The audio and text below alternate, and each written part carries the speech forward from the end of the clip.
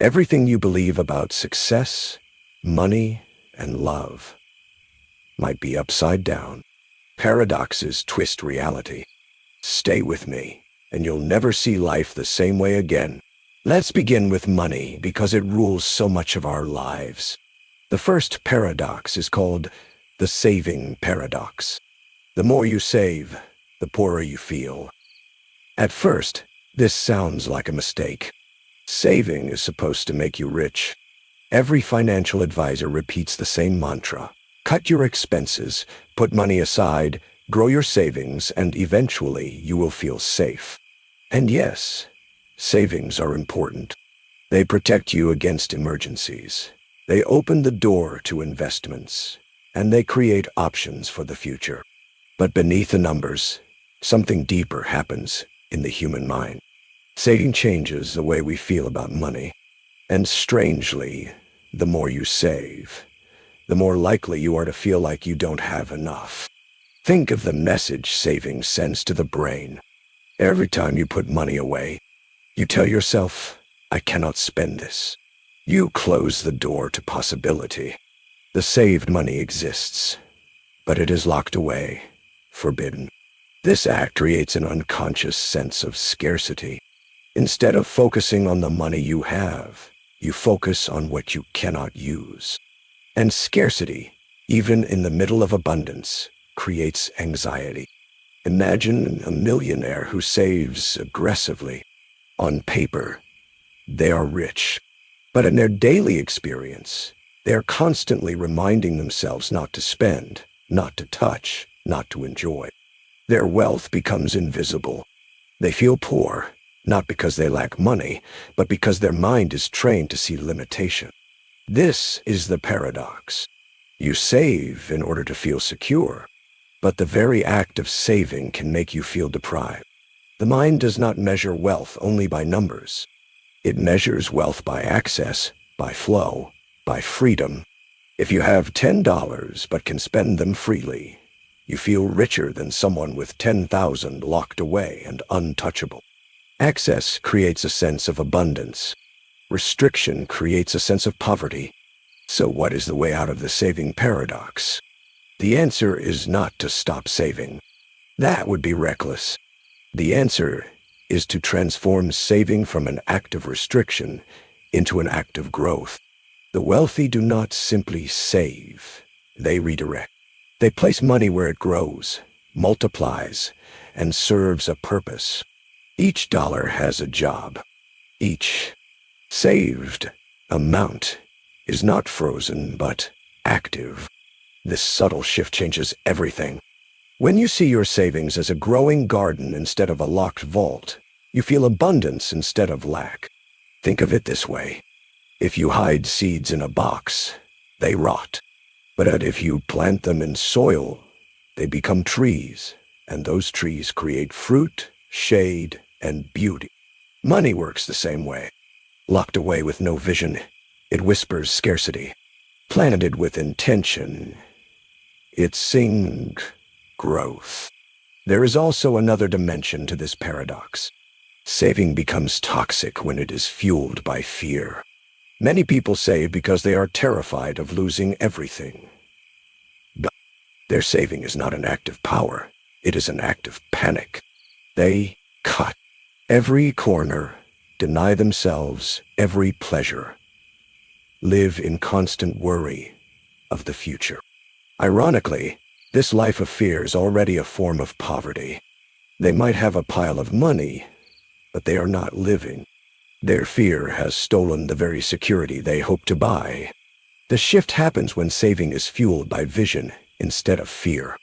If you save because you see a future project, a dream investment, or a meaningful goal, then every dollar put aside feels like progress. It becomes evidence of movement, not restriction. The same act that once created scarcity now creates excitement.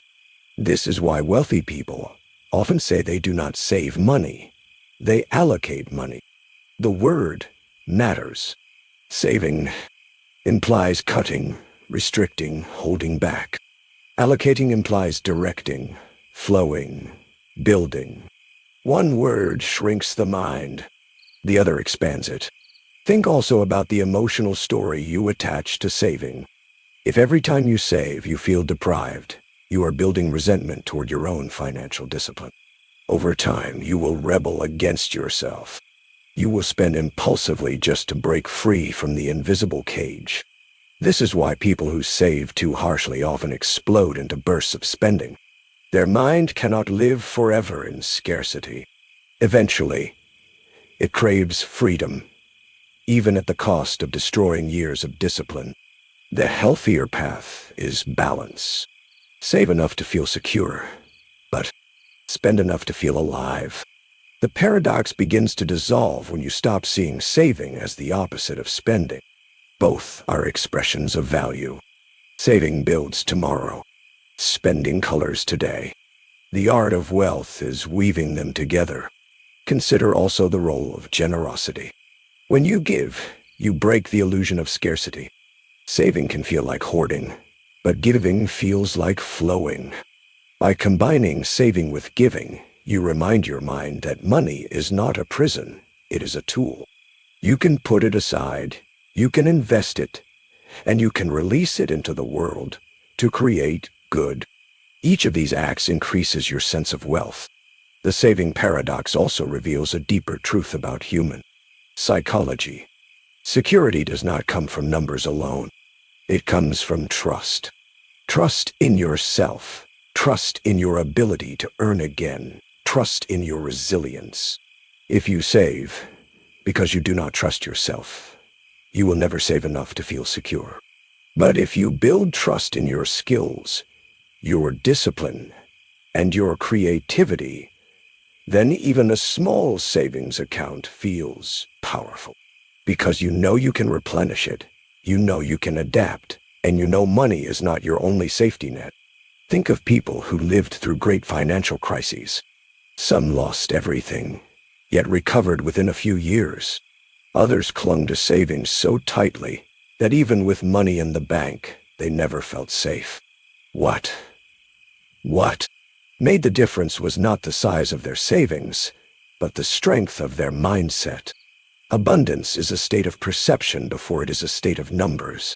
So the saving paradox teaches us this. Saving is not enough. You must save with vision, invest with purpose, and spend with awareness. Otherwise, saving turns into a trap. You will look rich on paper, but feel poor in your heart. Imagine two people with the same salary. One saves half of it, but never spends $1 on joy. They deny every trip, every dinner, every experience in order to protect their account. Their life feels like a waiting room. Another saves half as well, but they also allocate a small part of their budget to experiences, learning, and generosity. Their life feels full, even though their savings account is the same. Which one is richer? Numbers say they are equal, but life says the second is far wealthier. In the end, the paradox dissolves when you see saving not as a cage, but as a canvas. Each saved dollar is not locked away. It is paint on the brush, waiting to create a future masterpiece. Saving is not about refusing life today, but about shaping a bigger life tomorrow. The more you save blindly, the poorer you feel. The more you save with intention, the freer you become. The next paradox is called the happiness paradox. The more you chase happiness, the further it runs. At first, this feels confusing. We are told all our lives to search for happiness, to find what makes us happy, to pursue it with everything we have. People create bucket lists, dream vacations, and life goals with the hope that once they achieve them, they will finally be happy. But strangely, the harder we chase, the more happiness seems to slip away. It hides like a shadow. The faster you run after it, the faster it escapes. Why does this happen? The answer lies in how the human mind works. Happiness is not an object. It is not a destination, a trophy, or a possession. Happiness is a byproduct of alignment. It comes when your actions, values, and state of mind connect naturally. But when you chase it directly, you create tension. You tell yourself, I am not happy now. I must work to become happy. That very thought builds a gap. It creates pressure. It reminds you of what is missing. Think of chasing sleep. The harder you try to fall asleep, the more awake you become. You toss and turn, frustrated by the minutes passing on the clock. Sleep comes only when you stop trying. In the same way, happiness arrives when you stop grasping. It grows in the quiet spaces between effort. This paradox shows itself everywhere in daily life. Imagine someone at a party, desperately trying to have fun. They laugh too loudly, move from group to group, search for excitement. Yet the harder they try, the less genuine their joy feels. Meanwhile, another person relaxes in the corner, not chasing anything, and suddenly finds themselves laughing deeply with a friend. One forced, the other effortless. One chasing, the other receiving. Modern culture feeds the chase. Advertisements tell us that happiness lives inside a product, a car, a perfume, a gadget. Social media shows us filtered smiles and perfect moments, creating the illusion that happiness is something other people already have, and we must catch up to. The result is a restless mind, always comparing, always reaching, never arriving. But true happiness is rarely found in the chase. It shows up in presence. It appears when you lose yourself in the moment. Think of times you forgot to check the clock because you were absorbed in something meaningful. A conversation, a walk, a piece of music, a creative project. In those moments, you were not chasing happiness. You were simply living. And happiness arrived quietly, like sunlight through a window. There is a reason ancient philosophers and spiritual teachers warned against making happiness a goal. They said, happiness cannot be pursued, only allowed. The Greek philosopher Aristotle called it eudaimonia, not a feeling, but a state, flourishing that emerges when you live according to virtue. The Buddha spoke of detachment, letting go of craving as the path to peace. Across cultures, the lesson repeats. Happiness runs from those who grasp too tightly. The paradox becomes even clearer when we think of pleasure. Pleasure is easy to chase. Food, entertainment, shopping, attention. And yet the more we indulge, the emptier we often feel. Pleasure can be consumed, but happiness must be cultivated. Pleasure is the spark. Happiness is the fire. Pleasure fades quickly. Happiness deepens with time. Confusing one for the other leads to endless chasing and endless disappointment. Let's look at relationships as an example. When someone enters a friendship or romance desperately seeking happiness, they put pressure on the other person. They demand constant reassurance, constant proof of love, constant excitement. Over time, this suffocates the bond. The harder they chase happiness through the relationship, the weaker the relationship becomes. Meanwhile, those who focus on giving, sharing, and being present often find that happiness blooms naturally. The paradox reveals itself again. Another way to see this paradox is through the concept of expectations. The higher your expectations for happiness, the more room for disappointment. If you go into a vacation saying, "This will be the happiest week of my life," every small inconvenience will feel like failure. If instead you approach the same trip with openness, curiosity, and no pressure, you may end up happier than you imagine. By demanding happiness, you block it. By letting go, you allow it. This does not mean we should live without goals or desires. It means that happiness is best approached indirectly. Focus on meaning, and happiness follows. Focus on growth, and happiness follows. Focus on connection, and happiness follows. But focus only on happiness, and it runs. The science of psychology supports this paradox.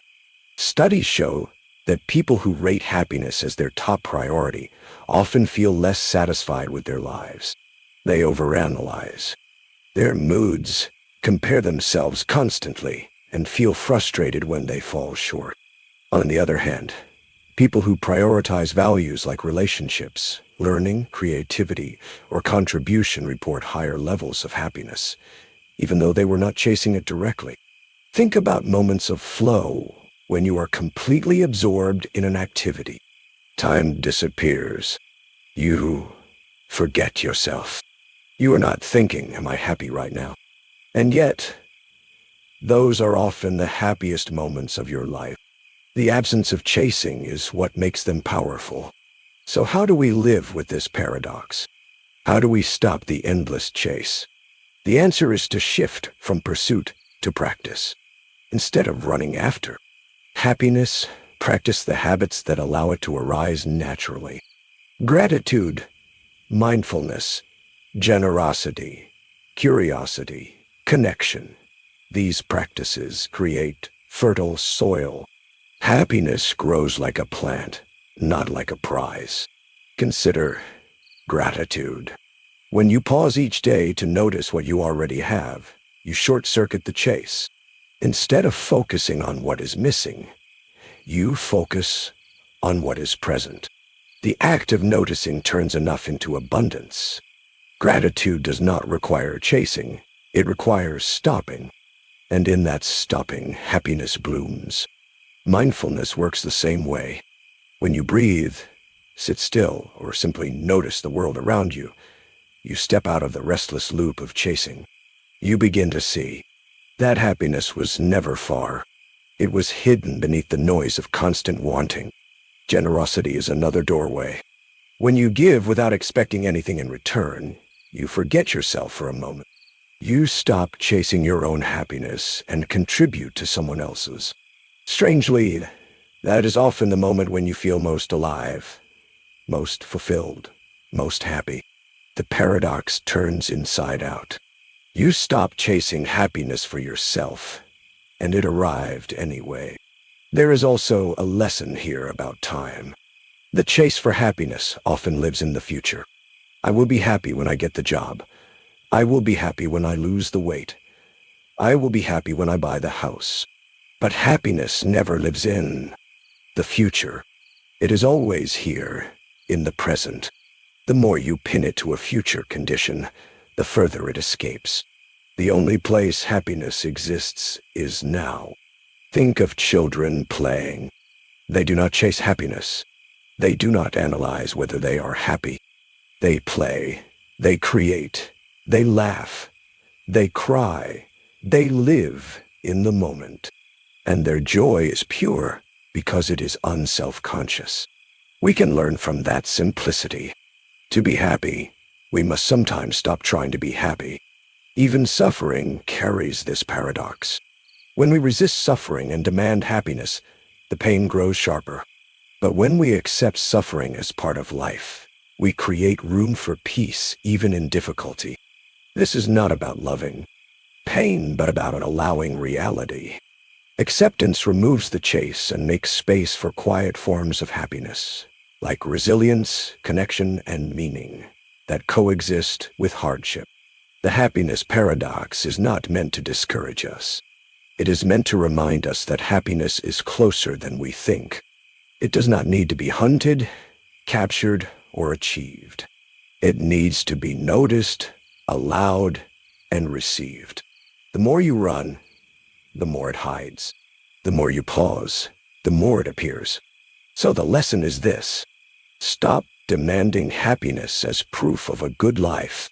Instead, build a good life, and happiness will show up as a companion. It is not a finish line, but a shadow of meaning, love, and presence.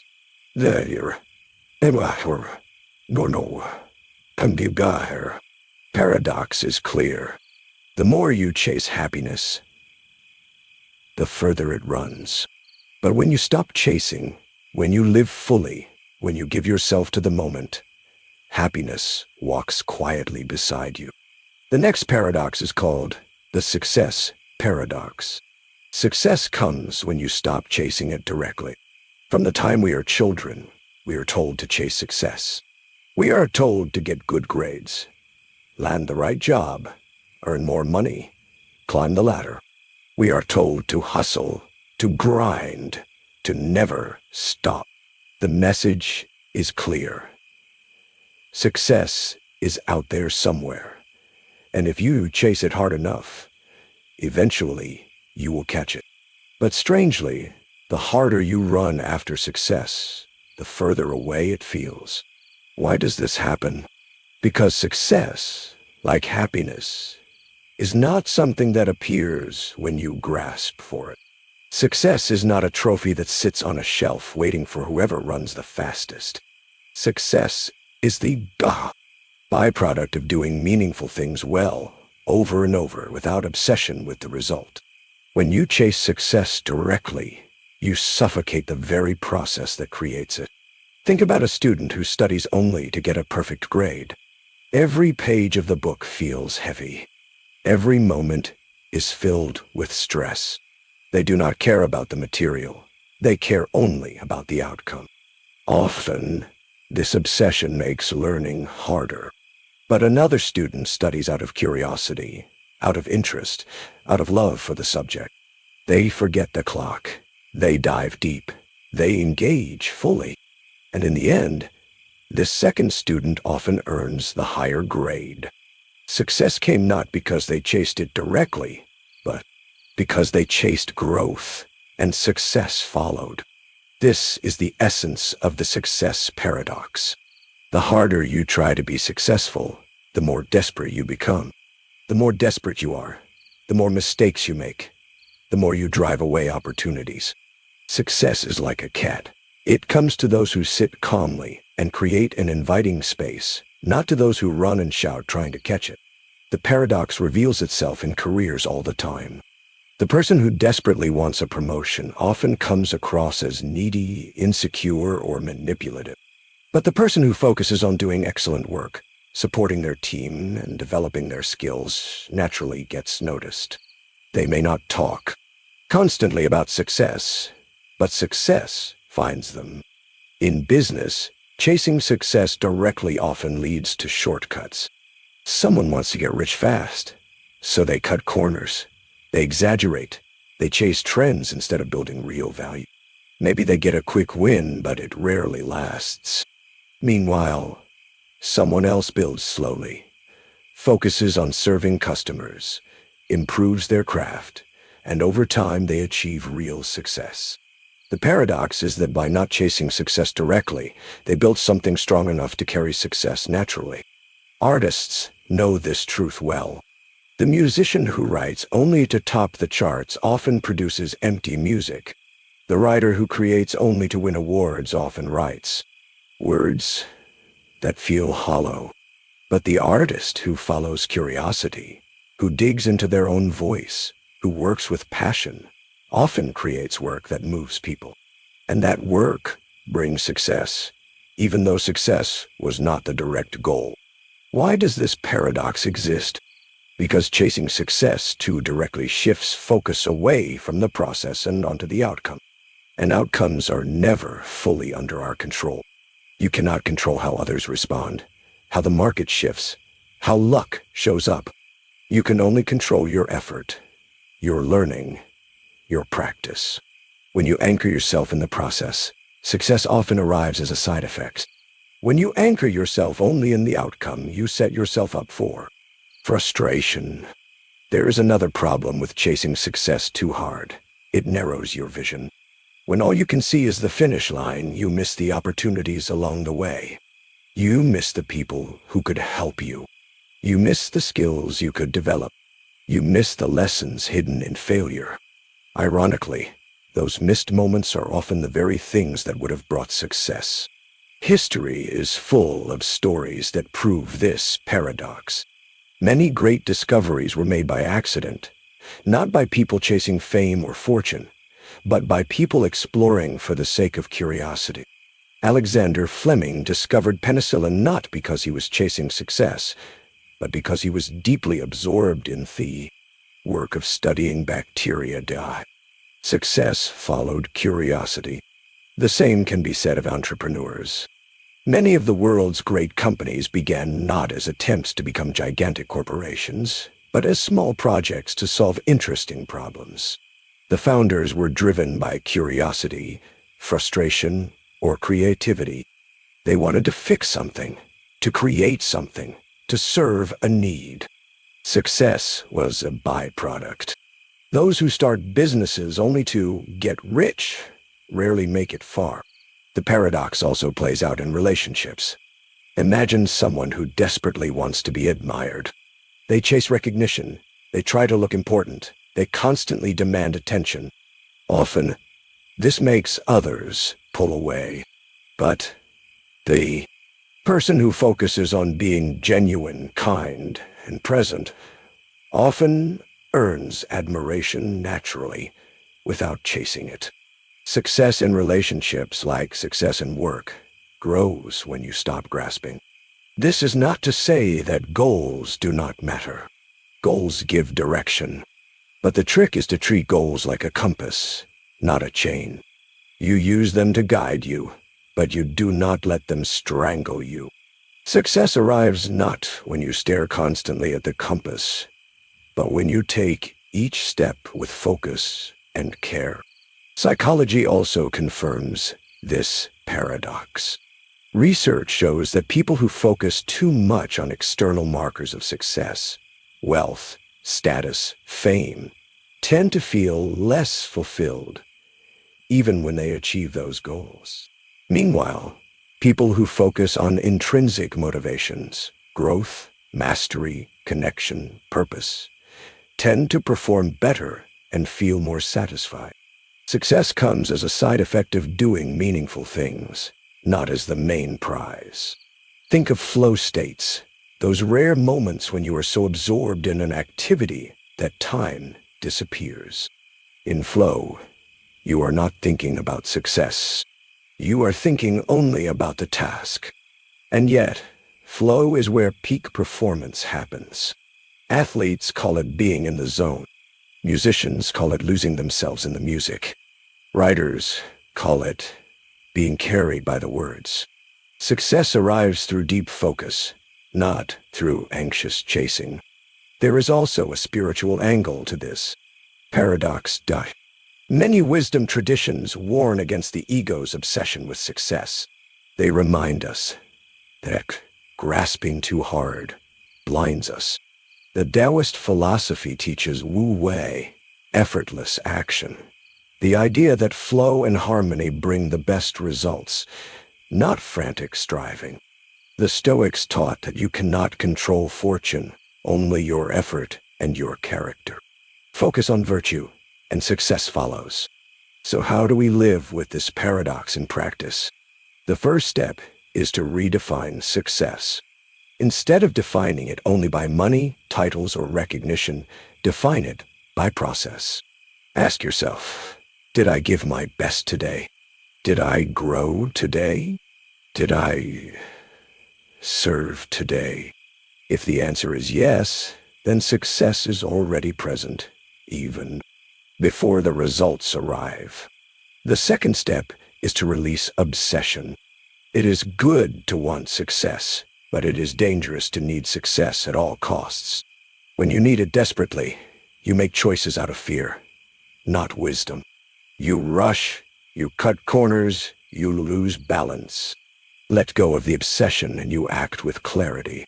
The third step is to embrace failure as part of the process. When you chase success too directly, failure feels like death. But when you focus on growth, failure becomes feedback. Each failure contains lessons that move you closer to mastery. Ironically, embracing failure makes success more likely. The success paradox also invites us to enjoy the journey. If you see life only as a race to success, you will miss the beauty of the road. But if you enjoy the process, learning, creating, connecting, you may find that you already have what you were chasing. Success becomes not a finish line, but a companion along the way. One way to think of this is gardening. You cannot chase growth out of the soil. You cannot pull on the stems to make them taller. If you try, you will destroy the plant. Instead, you water, you nourish, you protect. You focus on the process. Growth happens naturally, and flowers bloom when the time is right. Success in life is no different. The paradox does not mean we should never think about success. It means we should see success as the bright shadow of good work, not the target. We should measure progress by what we build, how we serve, and how we grow, not only by external applause. This is why some of the happiest and most successful people seem almost surprised by their own success. They will say, "I was just doing what I loved. I was just solving problems that mattered to me. I wasn't trying to become famous or rich." And yet success found them, precisely because they were not chasing it directly. So, the lesson of the success paradox is simple but powerful. Focus on the work, not the reward. Focus on the process, not the outcome. Focus on growth, not applause. Do that long enough, and success will find you. The paradox is clear. Success comes when you stop chasing it directly. The next paradox is called the choice paradox. More options often make us less satisfied. At first, this sounds impossible. We are taught that freedom of choice is the ultimate gift. We are told that the more options we have, the more control we have, and the happier we should be. Walk into a store with only 2 kinds of bread, and you might feel limited. Walk into a store with 50 kinds of bread, and you feel like you live in abundance. At least, that is what we think. But reality twists in a surprising way. The more choices we face, the more difficult it becomes to choose. Instead of feeling powerful, we feel trapped. Instead of feeling satisfied, we feel anxious. Instead of being grateful for variety, we are haunted by the possibility that we chose wrong. This is the essence of the choice paradox. More options often leave us less happy, not more. Think about it in everyday life. Imagine you are shopping online for a simple new phone case. You expect to spend a few minutes and be done, but then you see hundreds of options, thousands of colors, patterns, materials, features. You scroll, you compare, you hesitate. Hours later, you still have not decided. And even after buying one, a little voice inside you whispers, "Maybe I chose wrong. Maybe there was a better one I missed." Instead of satisfaction, you are left with doubt. This is not just a small annoyance. It shapes our lives. In a world where everything is abundant, clothes, gadgets, diets, apps, careers, even romantic partners, choice overload is everywhere, and it steals our peace of mind. The paradox exists because choice has 2 sides. A small amount of choice empowers us. It gives us freedom, flexibility, control. But too much choice overwhelms us. It creates paralysis, endless comparison, and regret. In fact, studies in psychology confirm this. When people are given too many options, they are less likely to choose at all. And if they do choose, they feel less satisfied with their decision. The more variety, the less happiness. Think about food menus. At a small restaurant with 10 dishes, you can quickly decide. You feel confident, and you enjoy your meal. At a massive restaurant with a menu like a book, you spend forever deciding. You second-guess yourself. And even when your plate arrives, you glance at what others ordered and wonder if you made the wrong call. More choice, less joy. The paradox reaches into bigger parts of life, too. Careers are a clear example. 100 years ago, most people followed the path of their parents. Farmers raised farmers. Blacksmiths raised blacksmiths. The choices were few. Life was more limited, but also simpler. Today, opportunities are everywhere. You can study anything, work anywhere, even reinvent yourself at 50. This is incredible freedom, but it also creates stress. Which path is right? What if I waste my years? What if I could have done better somewhere else? More choice creates fear of regret. Relationships are no different. In the past, people often met partners through family or local communities. The choices were fewer, but commitment was clearer. Today, dating apps give us thousands of possible matches in our pocket. It feels like abundance, but it also creates an endless cycle of comparison. Someone always seems better, prettier, funnier, smarter. People swipe endlessly, not because they cannot find anyone, but because they cannot stop searching for a perfect choice. More choice makes it harder to feel satisfied with what we already have. The paradox also affects creativity.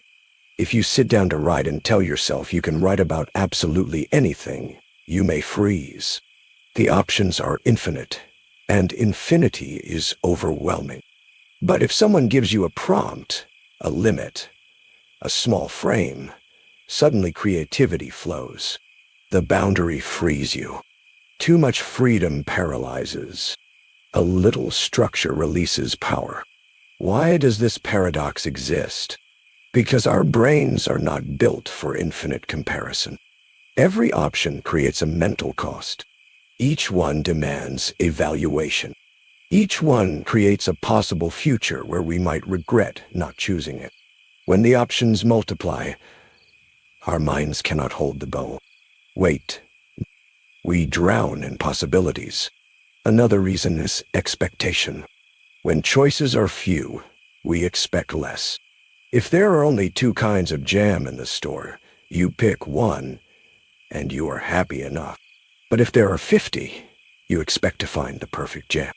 When reality does not live up to perfection, you feel disappointed, even if the jam is delicious.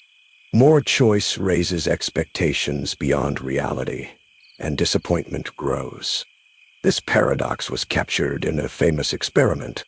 Psychologists set up 2 tasting booths in a supermarket. And at one booth, customers could sample 6 flavors of jam. At another booth, customers could sample 24. People were more likely to stop and try the large display. But when it came to buying, those who saw fewer options were 10 times more likely to make a purchase. Too much choice created paralysis. The choice paradox teaches us something deeper about satisfaction. Satisfaction is not only about what we pick, but about how we feel about the act of choosing. If the choice was quick, clear, and guided by values, we feel peace. If the choice was long, confusing, and filled with endless alternatives, we feel restless. And restlessness lingers long after the decision is made. This paradox affects even our sense of identity. Modern life tells us we can be anything. We can reinvent ourselves daily. This is empowering, but also dizzying. If we can be anything, how do we know who we truly are? Every identity we pick comes with the fear of losing another. Every path chosen feels like closing doors to other possible lives. The abundance of choice creates an invisible prison of doubt. But this paradox is not hopeless. Once we understand it, we can begin to use it wisely. The lesson is not to eliminate choice, but to shape it. Narrowing your options intentionally often makes life richer. For example, some people adopt minimalism, reducing possessions to focus on what matters most. Others reduce their wardrobe to a few outfits, freeing the mind from daily decision fatigue. Writers set strict rules for their work to unlock creativity. Limitation becomes liberation. One powerful way to beat the choice paradox is to clarify values before making decisions. If you know what you truly care about, health, family, freedom, creativity, then choices become easier. Out of 100 possible paths, maybe only 3 align with your values. Suddenly, the field narrows and peace returns. Without clear values, every option looks tempting, and the mind spins endlessly. Another strategy is to accept imperfection. There is no perfect choice. Every option comes with trade-offs. When you embrace this truth, you free yourself from the endless search for perfection. You choose, you commit, you live with it.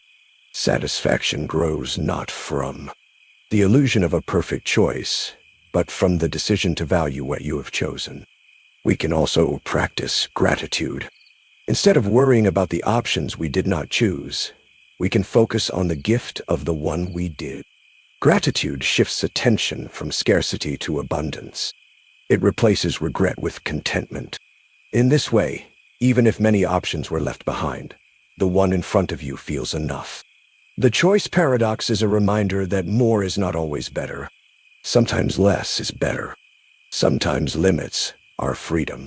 Sometimes narrowing the field brings clarity and peace. Think of a river. Water spread out in all directions becomes a swamp, stagnant, confused, directionless. But water flowing through a narrow channel gains speed and power. Choices work the same way. Too wide, and we drown.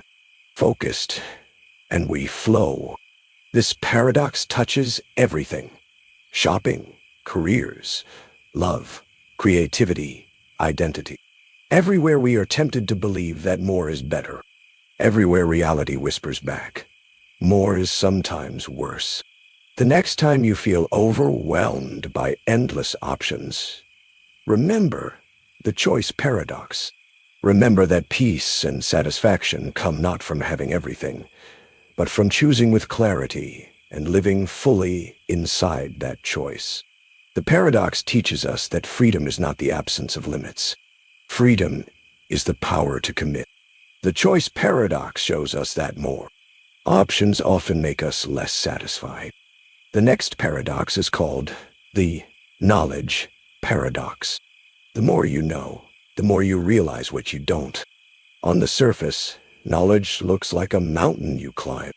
Every book read, every lesson learned, every skill practiced adds a stone to the path upward. At first, the mountain seems small. The first steps are easy. You learn quickly. You feel proud. You feel confident. But the higher you climb, the more you see. The horizon widens. And what you discover is not a peak, but endless mountains beyond. The more you know, the more you realize how much is still hidden. This is the paradox. Knowledge expands our vision, but that vision reveals the vastness of our ignorance. It humbles us. It teaches us that wisdom is not about having all the answers, but about knowing how little we truly know. Think about the child who learns the word star. To them, a star is just a glowing dot in the night sky. Then in school, they learn that stars are burning suns, far away, unimaginably huge. Later, they learn about galaxies, billions of stars grouped together, and then about the universe itself, stretching into infinity. Every step of knowledge reveals more mystery. The child who once thought they understood the stars grows into an adult who admits, the more we learn, the less we truly understand. This happens in every field. A beginner in music learns a few chords and feels like a musician. A beginner in cooking learns a recipe and feels like a chef. A beginner in science learns a formula and feels like a genius. But as they dive deeper, they see the endless complexity. The chords branch into thousands of styles. The recipe opens into whole cultures of cuisine. The formula connects to equations that stretch across centuries of discovery. The confidence of ignorance fades. Humility replaces pride. This is why true experts often sound modest. They do not shout that they know everything. They admit uncertainty. They point to mysteries.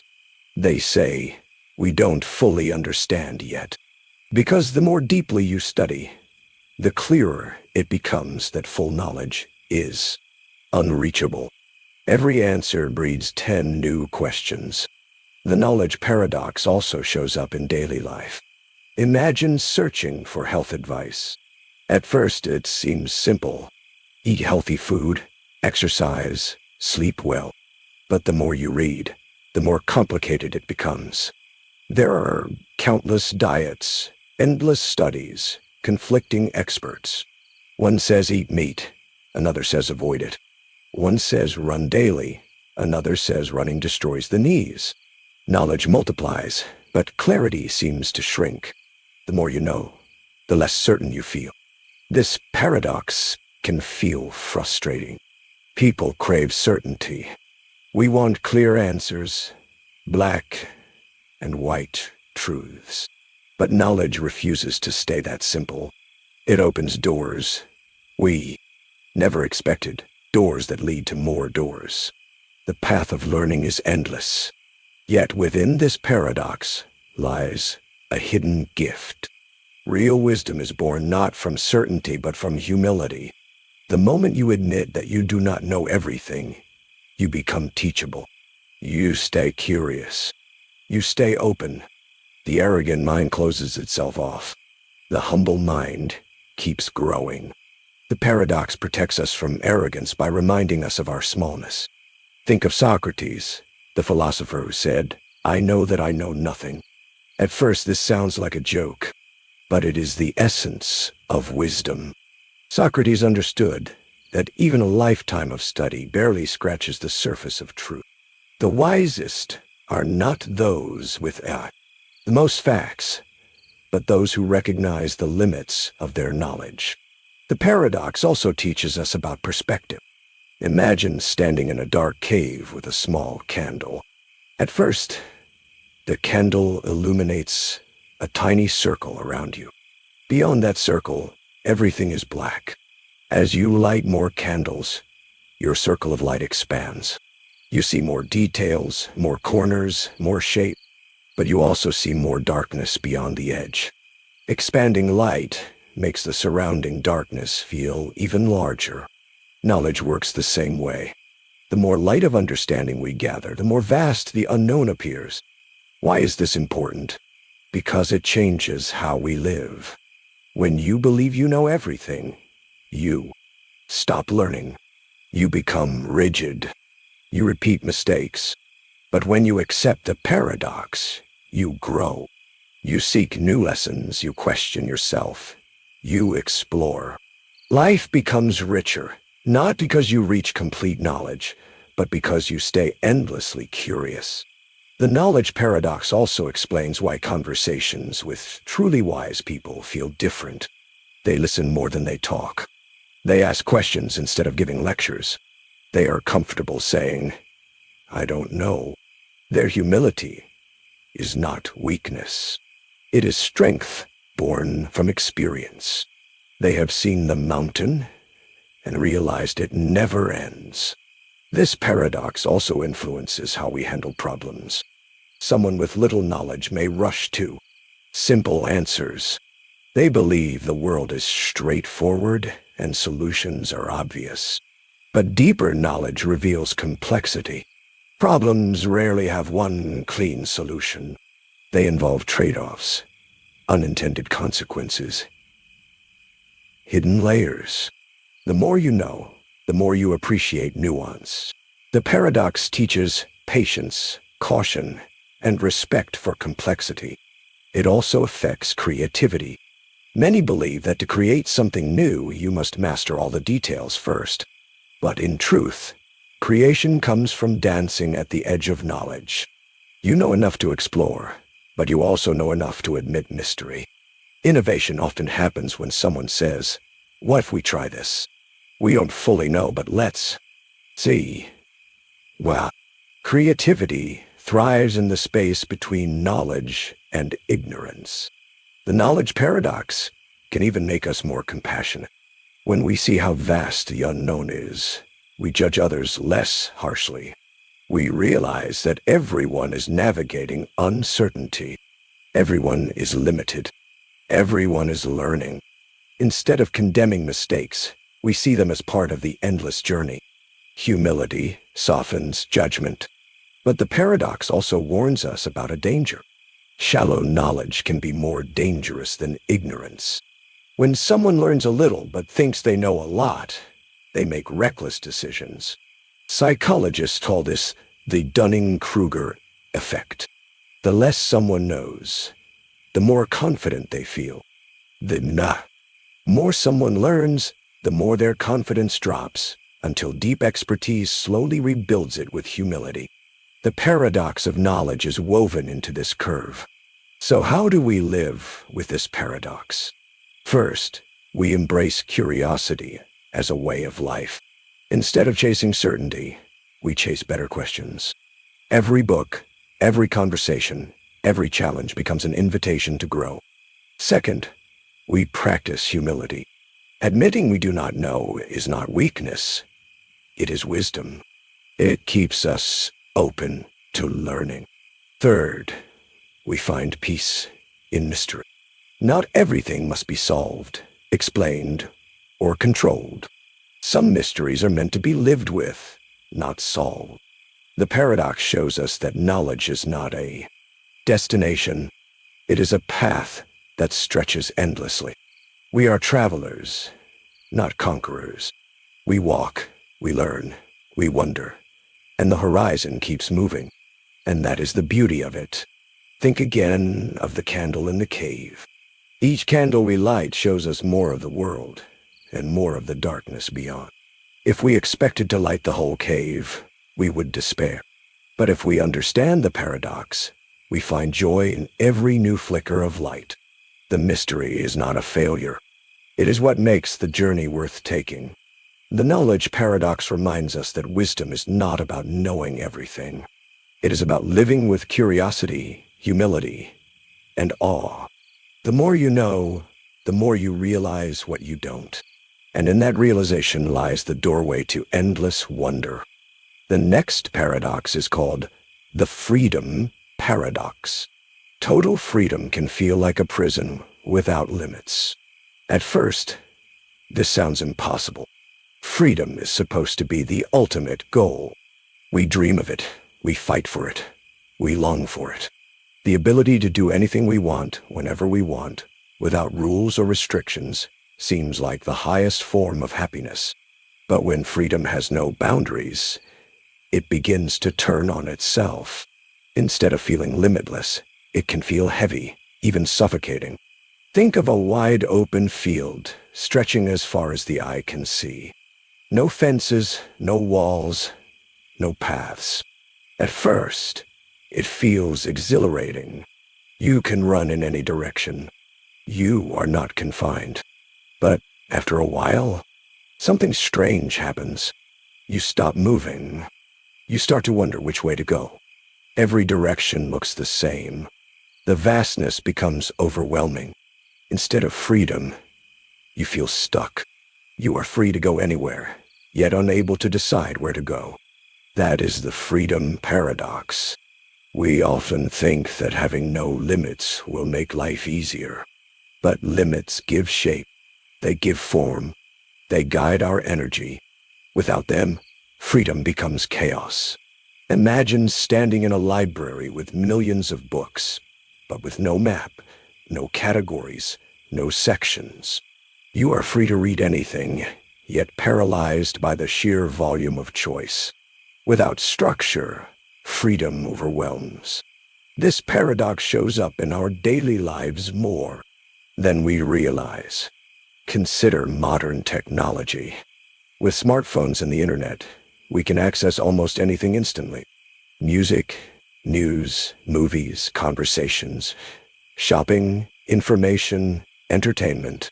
Unlimited freedom at our fingertips. Yet many feel more trapped than ever. Notifications control their attention. Endless scrolling consumes their hours. The freedom to access everything becomes the prison of never being able to disconnect. The walls of this prison are invisible, but they are built from endless choice. The same happens with time. Imagine waking up with a completely free day. No work, no responsibilities, no plans. At first, it feels like a gift, but as the hours pass, the emptiness grows heavy. Should you work on a hobby, go outside, call a friend, or rest? With no structure, the day dissolves into distraction. Hours slip away without satisfaction. Freedom without limits does not feel like freedom. It feels like drifting. We see this paradox in wealth as well. Many dream of financial freedom, the ability to buy anything. But those who reach extreme wealth often speak of emptiness. When you can buy anything, when nothing is out of reach, the excitement disappears. A new car, a new house, a new trip, all lose their magic when there are no limits. The prison is not made of poverty, but of abundance without meaning. The paradox reveals something deep about human nature. We do not thrive in limitless freedom. We thrive within chosen boundaries. Structure gives life shape. Discipline gives freedom its true power. Without direction, freedom suffocates. With direction, freedom expands. Think of an artist. Give them a blank canvas with no rules, no limits, no theme, and they may freeze. Too much possibility paralyzes. But give them a theme. Paint only in blue. Capture the feeling of winter. Limit yourself to 10 brushstrokes, and suddenly creativity flourishes. The limits spark imagination. The freedom finds focus. The paradox shows that constraints are not the enemy of freedom. They are its partner. This truth also explains why many people feel overwhelmed by modern life. Never before have we had so many choices. Thousands of careers, millions of lifestyles, endless media, countless paths. The freedom looks infinite, but the result is often anxiety and paralysis. People feel lost, directionless, unsure. They do not lack freedom. They lack boundaries. But the paradox also carries hope. It tells us that the key is not to remove all limits, but to choose the right ones. Chosen limits create true freedom.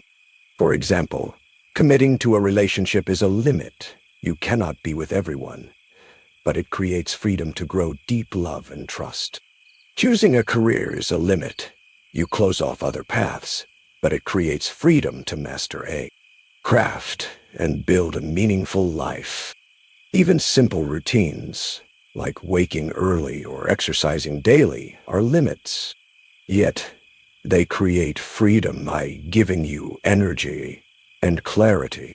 The freedom paradox warns us against the illusion that more freedom is always better. Like salt in food, too little freedom suffocates, but too much destroys the taste. The balance lies in direction. The secret is to choose your boundaries consciously instead of drifting into limitless choice. Philosophers have wrestled with this paradox for centuries. Jean-Paul Sartre spoke of the burden of absolute freedom. With no rules, no guideposts, humans face a dizzying responsibility to choose meaning. Too much freedom feels like standing on the edge of a cliff, the horizon open but terrifying. Without self-chosen purpose, freedom turns into despair. Psychologists also notice this. Studies show that people given too many choices often end up less satisfied with their decisions. The more options we have, the more we doubt ourselves. Did I choose the right one? Would another have been better? Freedom breeds regret. But with fewer options, satisfaction rises. Boundaries quiet the mind. The paradox even affects happiness. Many people assume happiness comes from doing whatever they want. But real happiness often comes from commitment, from limits. Parents who give their time to children, artists who dedicate themselves to a craft, athletes who discipline their bodies. They are not free in the shallow sense. but their lives are full of meaning. The limits become the path to deeper freedom, the freedom to live a life that matters. So how do we live with the freedom paradox? First, by understanding that limits are not enemies. They are guides. When chosen with care, they protect us from the chaos of limitless choice. Second, by creating structure in our lives. Morning routines, personal rules, values, all act as fences that protect our attention and energy. Third, by practicing gratitude for the freedoms we already have, instead of chasing infinite ones. Gratitude transforms limits into blessings. Think again of the open field. With no path, it felt overwhelming. But carve a trail, plant a tree, place a bench, and suddenly the field feels alive. Freedom now has shape. It invites you to walk, to rest, to explore. Limits turn the emptiness into beauty. The freedom paradox teaches us that life is not about erasing all boundaries. It is about choosing the right ones. Too little freedom imprisons. Too much freedom also imprisons.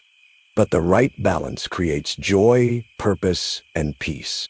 When we embrace this paradox, we stop fearing limits. We see them as allies. We understand that the prison is not built by boundaries, but by the lack of them. True freedom is not the key, absence of all rules. It is the presence of chosen, meaningful ones. The freedom paradox reminds us that the path to fulfillment lies not in limitless choice, but in purposeful direction. Total freedom can feel like a prison without limits, but freedom shaped by values, discipline, and love becomes the doorway to a life worth living. The next paradox is called the productivity paradox. The harder you try to be efficient, the less you get done. At first, this feels completely wrong. Productivity is supposed to mean doing more. Efficiency is supposed to save us time. The promise of every new tool, app, or system is that it will help us get things done faster. But if you look closely, you will notice something strange. The more obsessed we become with productivity, the less truly meaningful work we complete. Think about your own life. Maybe you have downloaded dozens of apps to track habits, manage tasks, and measure your time. Each one promises to save minutes, to organize your life, to cut waste. But what often happens? You spend more time switching between apps than actually doing the work. You waste hours tweaking settings, adjusting reminders, planning the perfect schedule.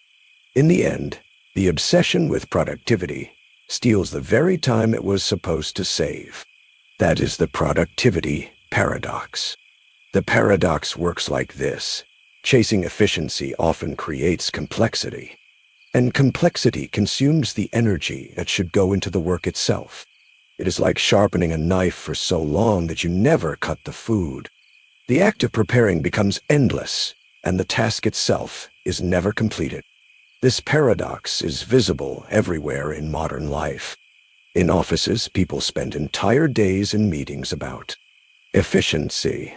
They discuss workflows, design new charts, update endless spreadsheets.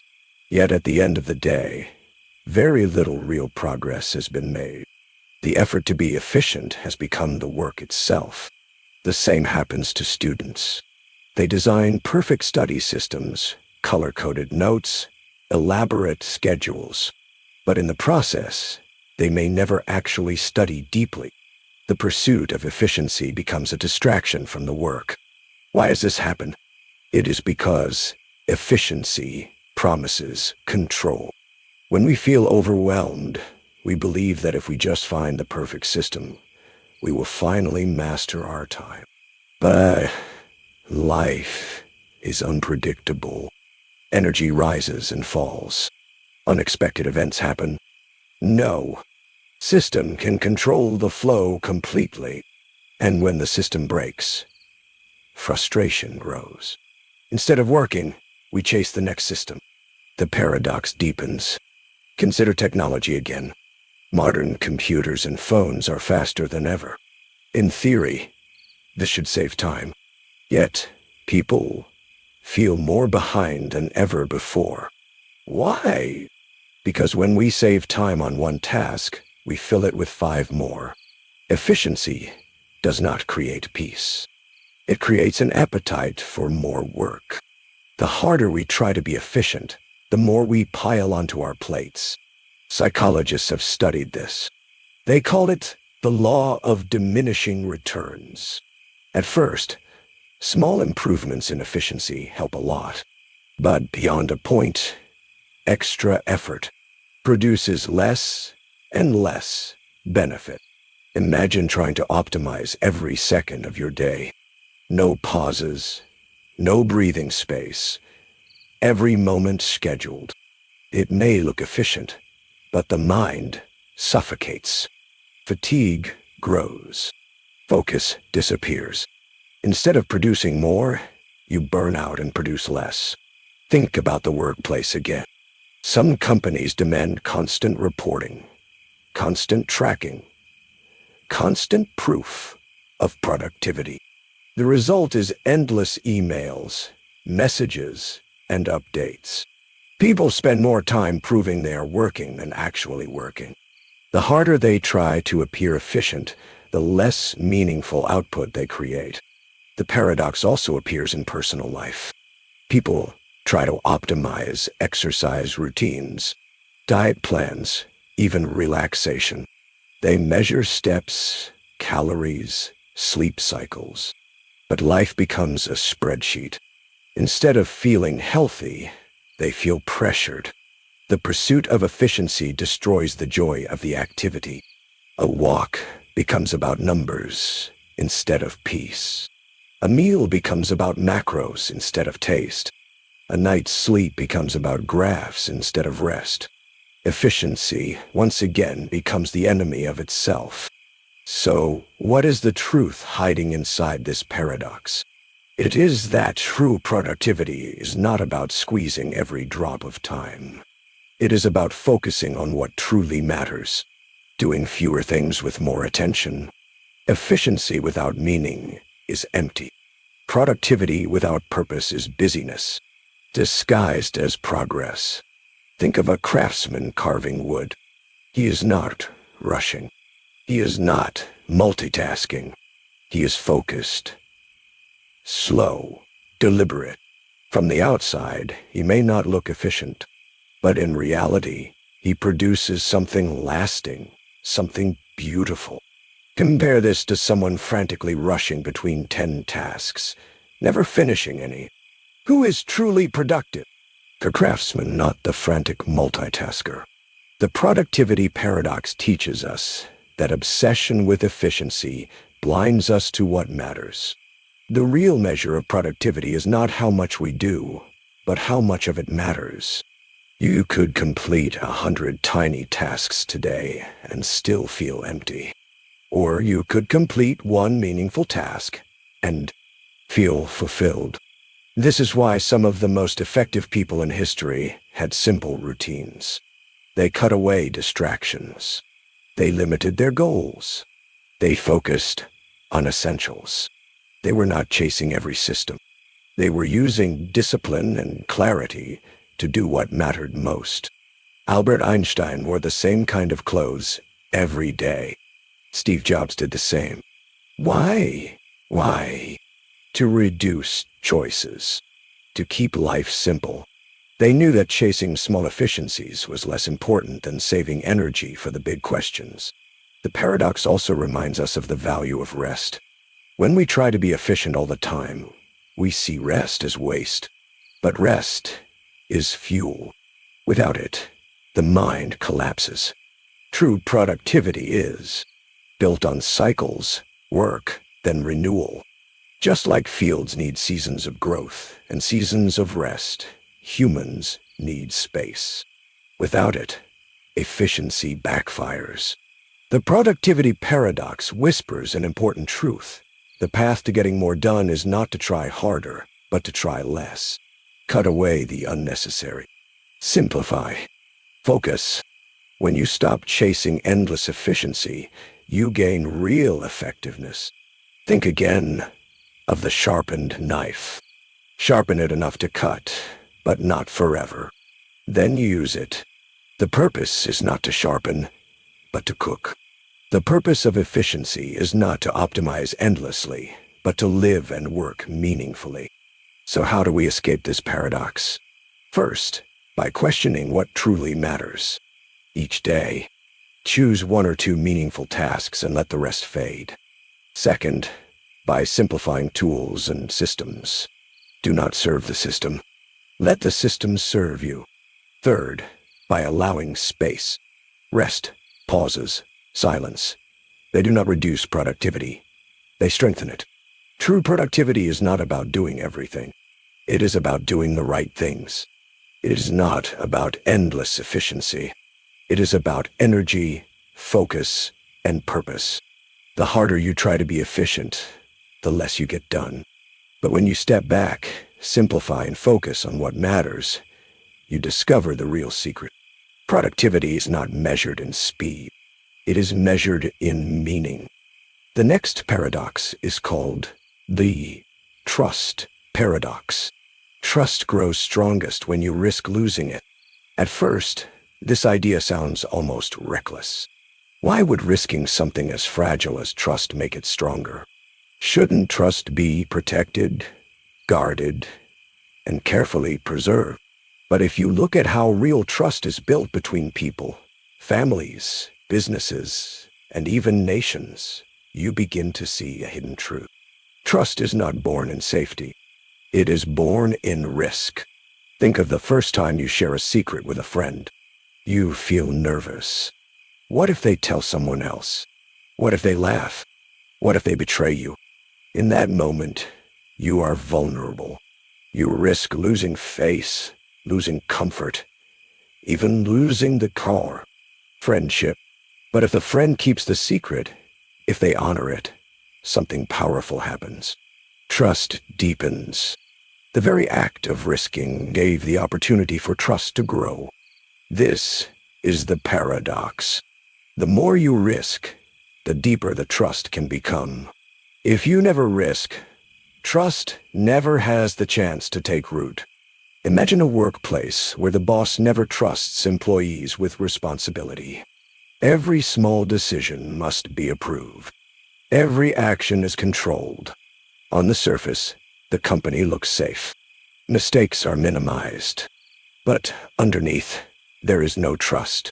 Employees feel like children, watched constantly. They do not grow, and the boss does not truly lead. In contrast, think of a boss who delegates, who allows freedom, who risks that employees might fail. Sometimes they will. But over time, the team grows stronger. Loyalty grows deeper, and real trust is created. The trust paradox also plays out in families. Parents who never let children try on their own, never risk giving them freedom, may think they are protected. But what they are really saying is, I don't trust you. The child learns fear, not confidence. In contrast, when parents risk giving freedom, even knowing the child may stumble, they send a powerful message. I believe in you. And the child learns to trust both themselves and their parents more deeply. Romantic relationships make the paradox even clearer. Imagine a couple where neither ever risks vulnerability. They never admit fears, never share past mistakes, never show weakness. The relationship may look smooth on the surface, but underneath it is hollow. Real intimacy never forms. Now think of a couple who dares to be open, who risks saying, I was wrong, or I am afraid, or this is who I really am. That honesty is risky. It could push the other away. But when it doesn't, when it is met with acceptance, the bond deepens more than it ever could through perfection. Why does this paradox exist? Because trust requires uncertainty. If there is no uncertainty, if there is no possibility of loss, then what you have is not trust. It is control. Trust only has meaning when the other person could hurt you, but chooses not to. It is the risk of betrayal that gives trust its power. Without risk, the word trust is empty. This paradox also teaches us something about courage. To trust is to be brave. It is easier to guard everything, to keep walls high, to never rely on anyone else. That feels safe, but it is a lonely kind of safety. Real strength comes from saying, I choose to risk. I choose to give you the chance to prove yourself. That choice can hurt if it fails, but it can also build a bond that lasts a lifetime. Think about business again. Some of the most successful companies in the world are built not just on contracts, but on trust. A handshake, an unspoken promise, a shared reputation.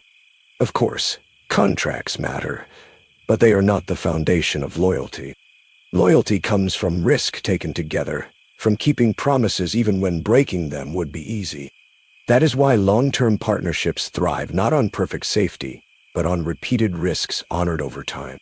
Now let's think about the personal cost of avoiding this paradox. If you never risk trust, you never feel betrayed. That sounds appealing. But you also never experience real connection. You live guarded, suspicious, alone. Life without trust may feel safe, but it is small and cold. Risking trust may hurt, but it also opens the door to warmth, to love, to real human connection. The trust paradox also applies to leadership and nations.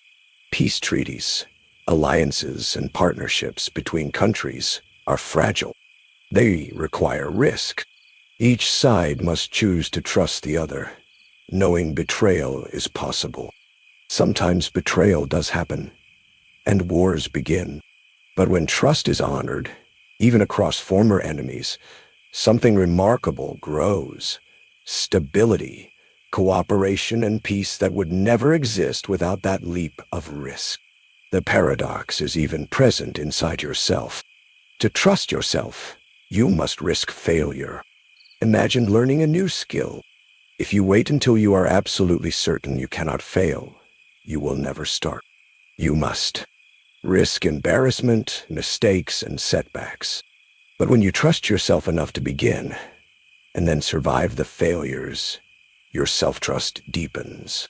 Confidence is built through risk, not through perfect safety. This paradox whispers to us in daily life.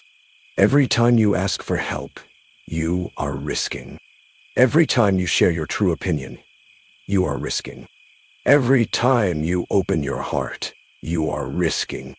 And yet, these are the very moments that build the deepest human bonds. So, what do we do with this paradox? How do we use it without being naive? The answer is not blind trust. Blind trust ignores risk. Wise trust embraces risk. It knows betrayal is possible, but chooses to give a chance. Anyway, it is selective, careful, but still brave. Wise trust knows that the reward of trust is worth the risk of loss. The trust paradox also teaches us forgiveness. To rebuild trust after it is broken is one of the hardest things in life. But when it happens, trust that survives betrayal is even stronger. The risk was realized, the pain was felt, and yet the choice was made to continue. That kind of trust cannot be faked. It is rare, but it is powerful. Think again of the phrase, trust grows strongest when you risk losing it. Without risk, there is no growth. Without uncertainty, there is no strength. The cracks where trust could break are the very places where it becomes unshakable. So in your own life, dare to risk. Share the secret. Delegate the task. Say the vulnerable truth. Extend your hand. Trust wisely, but trust bravely. You may lose sometimes, but when trust survives, it becomes a bond that nothing else can replace. That is the trust paradox. Trust grows strongest when you risk losing it. The next paradox is called the growth paradox. Real growth feels uncomfortable, even painful. We all love the idea of growth. The word itself sounds positive, almost inspiring. We picture progress, achievement, expansion, becoming more than we were before. Growth is in every motivational slogan, every self-help book, every business pitch. But here is the paradox. The very thing we call growth rarely feels good while it is happening. In fact, the truest growth often feels like struggle, discomfort, or even pain. Think about physical growth first. Remember being a child and going through growth spurts. Your bones ached. Your body felt awkward. You were stretching into a size that didn't quite fit yet. That pain wasn't a sign that something was wrong. It was the exact signal that something important was happening. You were growing, and it has always been this way. The body resists change, but change is how it becomes stronger. Muscles tear slightly when you exercise, then repair themselves thicker, stronger, more resilient. Without the micro-tears, there is no strength. Without the discomfort, there is no fitness. The growth paradox reminds us that the same is true in every other area of life. Emotional growth hurts because it forces you to leave behind old habits, old beliefs, and sometimes old identities. Intellectual growth is uncomfortable because it makes you confront what you do not know. Financial growth often feels painful because it requires discipline, sacrifice, and delayed gratification. Each form of growth demands a price, and the price is discomfort. Take learning as an example. At first, you struggle. You don't understand the material. You make mistakes. You feel clumsy, even foolish. Many people give up in this stage, thinking the discomfort means they are failing. But the discomfort is actually proof of growth. The brain is rewiring, creating new connections, adapting to new challenges. Without that period of struggle, mastery never arrives. The frustration is not the enemy. The frustration is the bridge to skill. Think of personal growth in relationships. Imagine someone who has always avoided conflict. They smile. They agree. They stay silent even when upset. It feels safe. But inside, resentment builds and relationships remain shallow. Now imagine this person decides to grow. They risk honesty. They speak up. At first, it feels terrifying. Voices may rise, emotions may clash, and for a moment the relationship feels worse, not better. But through this discomfort, something deeper emerges. Authenticity, respect, intimacy. The pain was the path. Without it, no real connection would ever exist. The paradox shows itself again in careers. Real growth in work is not when everything feels easy. Real growth comes when you are given responsibility that stretches you, when you feel overwhelmed, when you fear you might fail. That pressure, that discomfort, is the weight that forces you to grow stronger. If you only take tasks you already know how to handle, you remain comfortable but stagnant. Growth demands that you step into what feels almost too big for you and struggle until it becomes natural. Why is growth tied so tightly to discomfort? Because change requires breaking old patterns. The human mind and body crave homeostasis, the state of balance and familiarity. Growth disrupts that balance. It forces you into the unknown, and the unknown always feels uneasy. We resist it, even when we need it. That resistance is the very proof that growth is occurring. This paradox is deeply tied to fear. We often believe that fear means stop, but more often, fear means grow. If something scares you, it usually means you are on the edge of expansion. Public speaking terrifies many people, but Walking through that fear builds confidence and communication skills that open countless doors. Starting a business is frightening, but facing the risk develops resilience and vision. Facing heartbreak teaches depth and compassion. Each fear walked through is discomfort, but also expansion. The growth paradox also warns us against comfort addiction. Modern life makes it easy to stay comfortable. Soft chairs, instant entertainment, food at the push of a button. Comfort feels good, but too much comfort weakens us.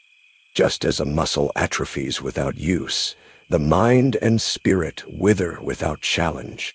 Discomfort is the gym of life. Without it, growth dies. And yet, discomfort is not punishment. It is a teacher.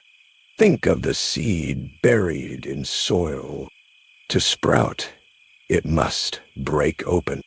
That breaking is painful, violent even, but it is the only way life emerges. The same is true for you. Growth means breaking something inside yourself, an old habit, an old limit, an old identity. It feels like loss, but it is birth. You can see this paradox in stories of people who transformed after hardship. Survivors of illness who discovered resilience they never imagined. People who lost jobs, only to find careers more aligned with who they truly are. Those who endured heartbreak and then found deeper love.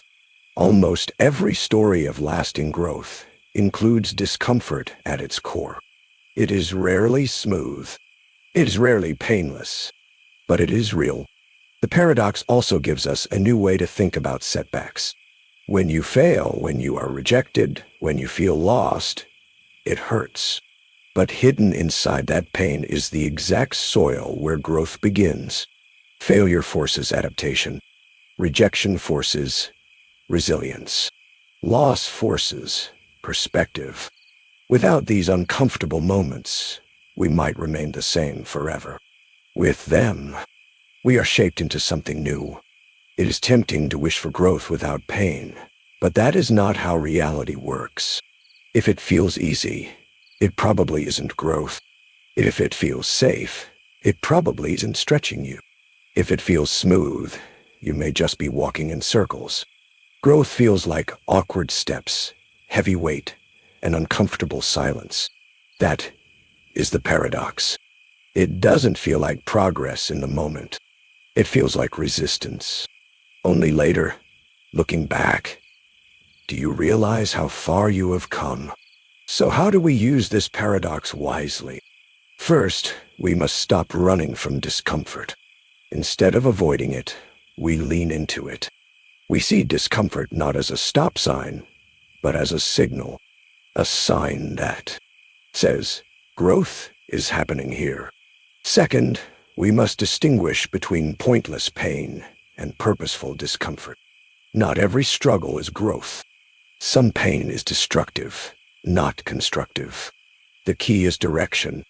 Struggle that teaches, stretches, and builds is growth. Struggle that only harms without meaning is not. Finally, we must embrace patience. Growth takes time. Muscles do not appear overnight. Skills are not mastered in a week. Healing does not happen instantly. The discomfort lasts longer than we want it to, but it is shaping us beneath the surface. Patience turns pain into transformation. So the growth paradox is this. Real growth feels uncomfortable, even painful. But that discomfort is not a sign of failure. It is the very evidence that transformation is happening. Embrace it. Walk through it. Let it shape you. And when you look back, you will see that the moments you wanted to avoid were the very moments that made you who you are. That is the growth paradox. Real growth feels uncomfortable, even painful. The next paradox is called the fear paradox. Fear disappears when you face it. Fear is one of the oldest emotions in the human story. It kept our ancestors alive in dangerous forests, on open plains, in the face of predators and storms. Fear sharpens the senses. It tells us something matters. But here is the twist. When you run from fear, it grows larger. It fills the shadows of your mind. It spreads into every corner until it feels overwhelming. Yet, when you turn and face the very thing that terrifies you, the fear begins to dissolve. The thing that seemed impossible becomes manageable. The darkness shrinks once you light a candle inside it. That is the paradox. Fear disappears not by avoiding it, but by confronting it. Think about your first memory of fear. Maybe it was standing at the edge of a high diving board, looking down at the pool below. From the ground it never looked so tall, but now your knees tremble. The longer you stand there, the worse it feels. Your mind paints disasters. What if you belly flop? What if you panic? What if you sink? But the moment you leap, the fear vanishes. In the air, in the water, you realize it wasn't as terrible as your imagination promised. Facing it, not avoiding it, freed you. The same pattern repeats in every part of life. Public speaking terrifies people more than almost anything else. Heart pounding, palms sweating, thoughts racing. The mind whispers. Everyone will judge you. You'll forget your words. You'll embarrass yourself. Many avoid it for years. But those who finally step on stage discover something remarkable. The first seconds are terrifying. Then the rhythm takes over. The voice steadies. The fear dissolves into energy, even excitement. The audience is not an enemy. The stage becomes a place of power. The fear was never in the act itself. It was in the anticipation. And the anticipation collapses the moment you face it. Fear feeds on distance. The more you avoid it, the stronger it grows. The spider behind the glass terrifies you until you lean closer and see how fragile it really is. The conversation you avoid feels unbearable until you open your mouth and say the first words. The medical test you fear looms like a monster until you sit in the office and hear the truth. Fear is like a shadow on the wall. From a distance, it looks enormous. Step closer, and you see it as only the outline of something small. This paradox shows us that courage is not the absence of fear. Courage is action in spite of fear. And the strange gift of courage is that once you act, the fear vanishes. Soldiers in training often report that the worst moment is before the mission starts. Waiting, imagining, worrying. Once action begins, the fear shifts into focus. Athletes know the same truth. The hardest part is stepping onto the field, into the ring, onto the track. Once the body moves, fear burns away into performance. Why does fear disappear when you face it? Because fear lives in imagination. It thrives on uncertainty, on what-if scenarios, on endless possibilities of danger. The human brain is powerful at creating images of disaster. But most of those images never arrive. When you face the real moment, the fantasy collapses. The mind can no longer run wild. It must deal with what is actually in front of you. Reality is almost always smaller, clearer, and easier than imagination. This paradox can transform your entire life if you accept it. Every fear you face shrinks. Every fear you avoid grows. The job interview, the exam, the phone call, the honest confession. These are not as large as they appear. They only grow when you hide from them. Facing them robs them of power. Think about how fear limits freedom. Many people dream of travel but never board the plane because fear whispers about turbulence, accidents, strangers. Some dream of love but never risk intimacy because fear whispers about heartbreak, rejection, betrayal. Some dream of independence but never leave a job they hate because fear whispers about poverty, failure, humiliation. In each case, the fear becomes a prison. But here is the irony. The door of the prison is unlocked. All it takes is to step forward, to face the thing you avoid. On the other side, the bars dissolve. The prison was made of smoke. The fear paradox also reminds us of exposure therapy in psychology. When someone fears dogs, a therapist might begin by showing them a photo of a dog, later watching from a distance, then sitting in the same room, then slowly, carefully touching the animal.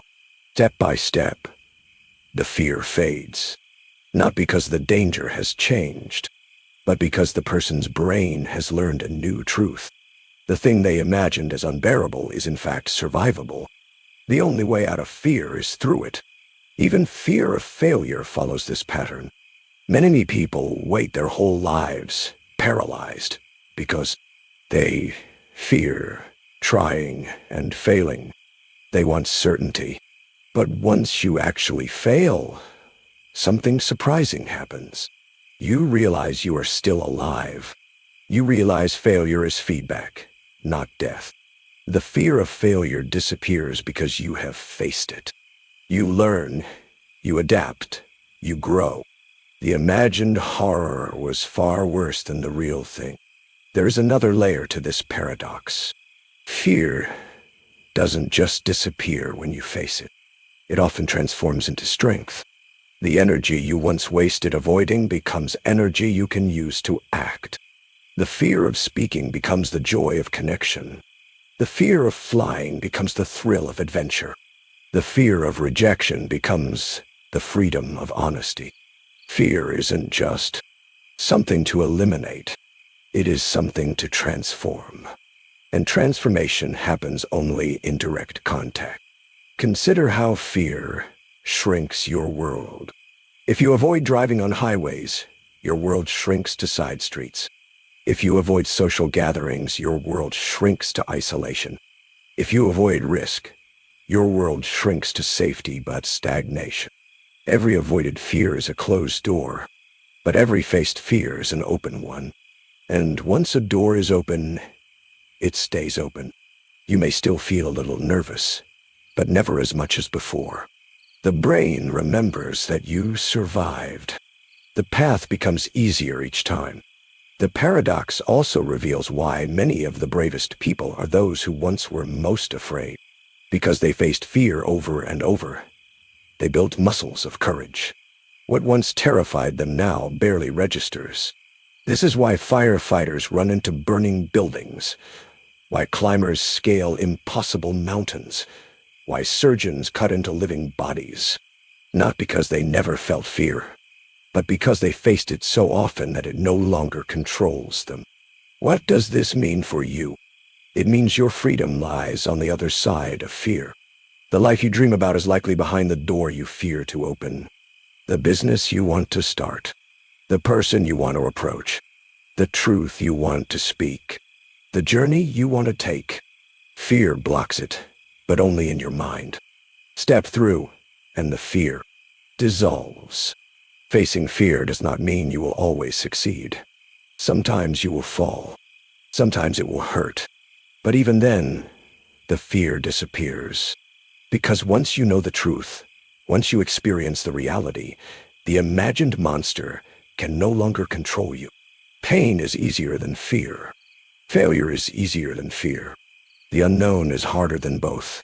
That is why facing fear, even with imperfect results, is still victory. There is also a hidden gift in fear. Fear points the way. The things you fear most often reveal the things you care about most. You fear rejection because love matters. You fear failure because success matters. You fear risk because growth matters. If you had no fear, it would mean nothing was important. Fear is not an enemy. It is a compass. It shows you where life is asking you to step. So the fear paradox is simple but profound. Fear disappears when you face it. Every moment you delay, fear multiplies. Every moment you act, fear dissolves. The courage is not in feeling ready. The courage is in stepping forward when you are not ready. And in that step, fear loses its teeth. The next time fear rises in your chest, remember this paradox. Do not wait for it to vanish on its own. It will not. It grows in silence, but it cannot survive confrontation. Step forward. Speak the words. Take the leap. Face it. And watch as the monster melts into mist. That is the fear paradox. Fear disappears when you face it. The next paradox is called the simplicity paradox. It takes complexity to reach true simplicity. At first glance, simplicity looks easy. A clean design, a short phrase, a smooth answer. But behind every simple truth, there are layers of complexity that had to be explored, understood, and then carefully reduced. Simplicity is not the same as laziness. It is not cutting corners. It is the art of clarity born from struggle. The paradox is that you cannot reach simplicity by skipping difficulty. You must first pass through complexity, confusion, and noise before you can see the clean line that truly matters. Think of writing. Anyone can scribble a quick sentence, but the simple, beautiful sentence that feels effortless to read is rarely effortless to create. It takes drafts, edits, deletions. It takes wrestling with words until only the necessary ones remain. The great writers are not great because they make things complicated. They are great because they endured complexity long enough to carve out simplicity. This paradox appears everywhere. In design, a chair with smooth lines and no ornament looks simple. But the process of shaping that chair required complex engineering, choices of materials, tests for balance, studies of ergonomics. The simplicity you see hides the complexity behind it. The more complex the preparation, the more invisible it becomes in the final result. The same is true for knowledge. Beginners crave shortcuts, simple answers, neat formulas. They want the simplicity at the start, but real understanding begins messy. You must learn the rules, the exceptions, the contradictions. At first, everything feels tangled, but as you wrestle with the complexity, patterns begin to appear. Over time, what once felt confusing becomes clear. Eventually, the deep student can explain the whole subject in simple words. True simplicity only comes on the far side of complexity. This is why children often think problems have obvious solutions. Why not just do this? Why not just fix it that way? To them, the world is simple because they have not yet faced its complexity. Adults, however, who have been humbled by experience, know that every decision has trade-offs. Every choice carries hidden costs. And yet, wise adults can often express their lessons in very simple advice. Save your money. Tell the truth. Work with patience. The advice sounds simple, but it was purchased with years of wrestling with complexity. This paradox is visible in technology. When you hold a smartphone, it feels simple. One smooth screen, a few swipes, a tap dot. But inside that device are billions of circuits, codes written by thousands of engineers, invisible processes happening in microseconds. The experience is simple because the design team absorbed the complexity for you. Behind every simple interface lies a mountain of complicated architecture. Life works the same way. When you see someone calm, wise, and simple in their approach, it is not because their life was easy. Often it is because they walked through years of confusion, mistakes, and learning. Their simplicity is distilled complexity. When you hear a wise teacher say something like, "Focus on what you can control," it sounds too simple. But beneath that statement lies a lifetime of wrestling with anxiety, disappointment, and powerlessness. The phrase is simple, Because it carries the weight of complexity. Why is this paradox so important? Because many people chase simplicity too soon. They want the answer without the struggle. They want the clean solution without learning the messy process. But skipping the complexity means their simplicity is shallow. It will collapse the moment it is tested. The only simplicity that lasts is the one that has passed through the fire of complexity. Think about cooking. A master chef can create a dish with just 3 ingredients and make it extraordinary. Simple, elegant, unforgettable. But that chef only gained this power after years of learning hundreds of techniques, flavors, and failures. The beginner who tries to cook simply without that background usually ends up with something bland. True simplicity is not minimalism for its own sake. It is the reduction of complexity after mastery. This applies to relationships as well. At first, love feels simple. Just attraction, excitement, joy. But over time, the complexity emerges. Misunderstandings, different values, unspoken expectations. Many people quit at this stage, longing for simplicity again. But couples who endure, who work through the complexity, eventually arrive at a deeper simplicity. They reach a stage where just sitting together quietly feels rich.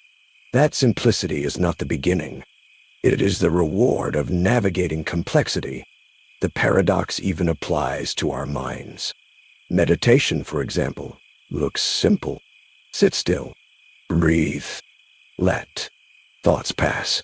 But anyone who has tried knows how complex the inner world becomes when you stop moving. Restlessness, noise, endless thinking. Only with practice does the mind begin to quiet. And eventually, after much struggle, stillness feels natural. The simplicity of silence is born from the complexity of inner chaos. Simplicity is therefore not a shortcut, but a summit. You climb through the difficult terrain of complexity until you reach a place where the view is clear. Wow. And when you look back, you realize the struggle gave the clarity meaning. The simplicity paradox also warns us about false simplicity. False simplicity ignores complexity instead of mastering it. It pretends. Problems are easy when they are not. It avoids nuance. It gives slogans instead of wisdom. And when reality tests it, it crumbles. True simplicity acknowledges the complexity, passes through it, and then distills the essence. False simplicity skips the complexity and collapses. Think about health. A false simplicity says just eat less. But real simplicity, the kind that lasts, requires going through complexity. Learning about nutrition, psychology, habits, cravings, metabolism. Once you've faced all of that, the advice, eat whole foods, avoid processed sugar, exercise daily, feels simple. But it is backed by the hard-won knowledge of complexity. That is the kind of simplicity that changes lives. Or consider leadership. A false simplicity says, just tell people what to do. But true leadership simplicity, something like, listen more than you speak, only emerges after years of wrestling with human dynamics, mistakes, failures, and growth. The advice is simple, but it is not naive. It is simplicity born from complexity. The paradox teaches us patience. If you want the clean clarity of simplicity, you must be willing to endure the storm of complexity. You must be willing to study, to experiment, to make mistakes. Simplicity is not given at the start. It is earned at the end. The beauty of this paradox is that it explains why the simplest truths feel so deep. Because behind them is the weight of everything unnecessary stripped away. Think of the phrase, less is more. On the surface, it is simple. But it took centuries of design, art, architecture, and philosophy to discover that fewer elements can sometimes create greater impact. The phrase is short, but it carries the complexity of human creativity. This is why the most powerful teachings in every tradition are short. Love your neighbor. Do unto others as you would have them do unto you. Be still and know. These are simple words, but they endure because they rest on the deep complexity of human struggle. They are truths reduced to essence. So how do you use the simplicity paradox in your own life? Start by accepting complexity instead of fleeing from it. Dive into learning fully, even when it feels overwhelming. Work through the confusion, the noise, the chaos. Take notes, make mistakes, wrestle with the mess. Over time, patterns will emerge. Clarity will rise. And then one day you will be able to explain the complex subject in simple words. That is when you know you have reached true simplicity. This paradox also helps in decision-making. When faced with choices, people often want the simplest answer immediately. But sometimes you must explore the complexity first. You must look at the data, the consequences, the possibilities. Only after exploring the mess can you confidently reduce it to a clear decision. The simplicity at the end is trustworthy. The simplicity at the beginning is fragile. Remember this paradox the next time you are frustrated with confusion. The mess is not a failure. It is the path. The complexity you are facing is not an obstacle to clarity. It is the doorway to clarity. The simplicity you desire lies on the other side. So, the simplicity paradox is this.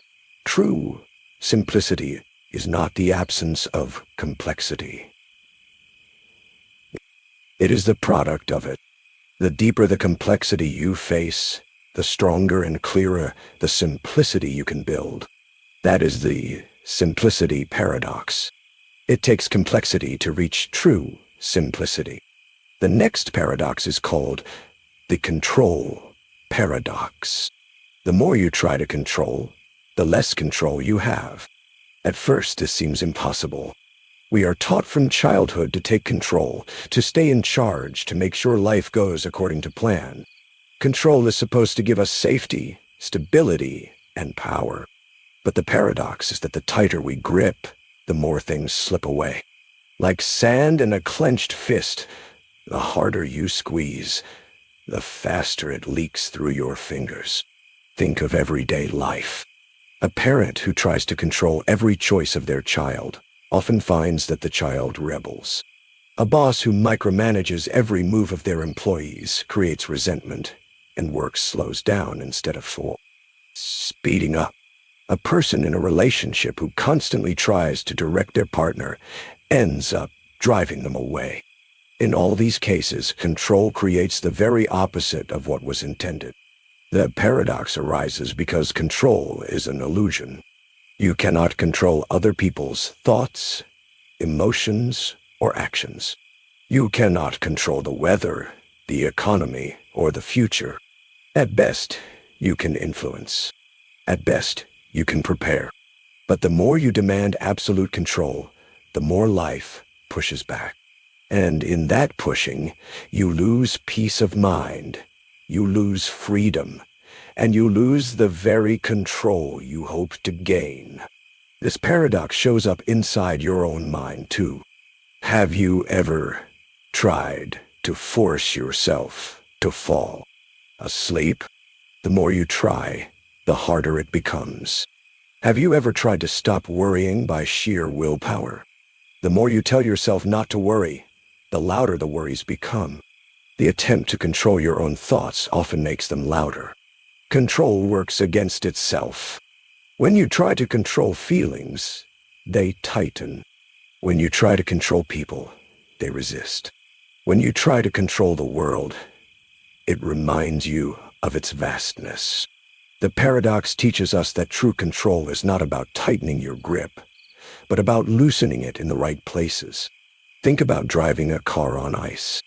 If you lose traction and the car begins to slide, Your instinct might be to jerk the wheel and slam the brakes to force control back into your hands.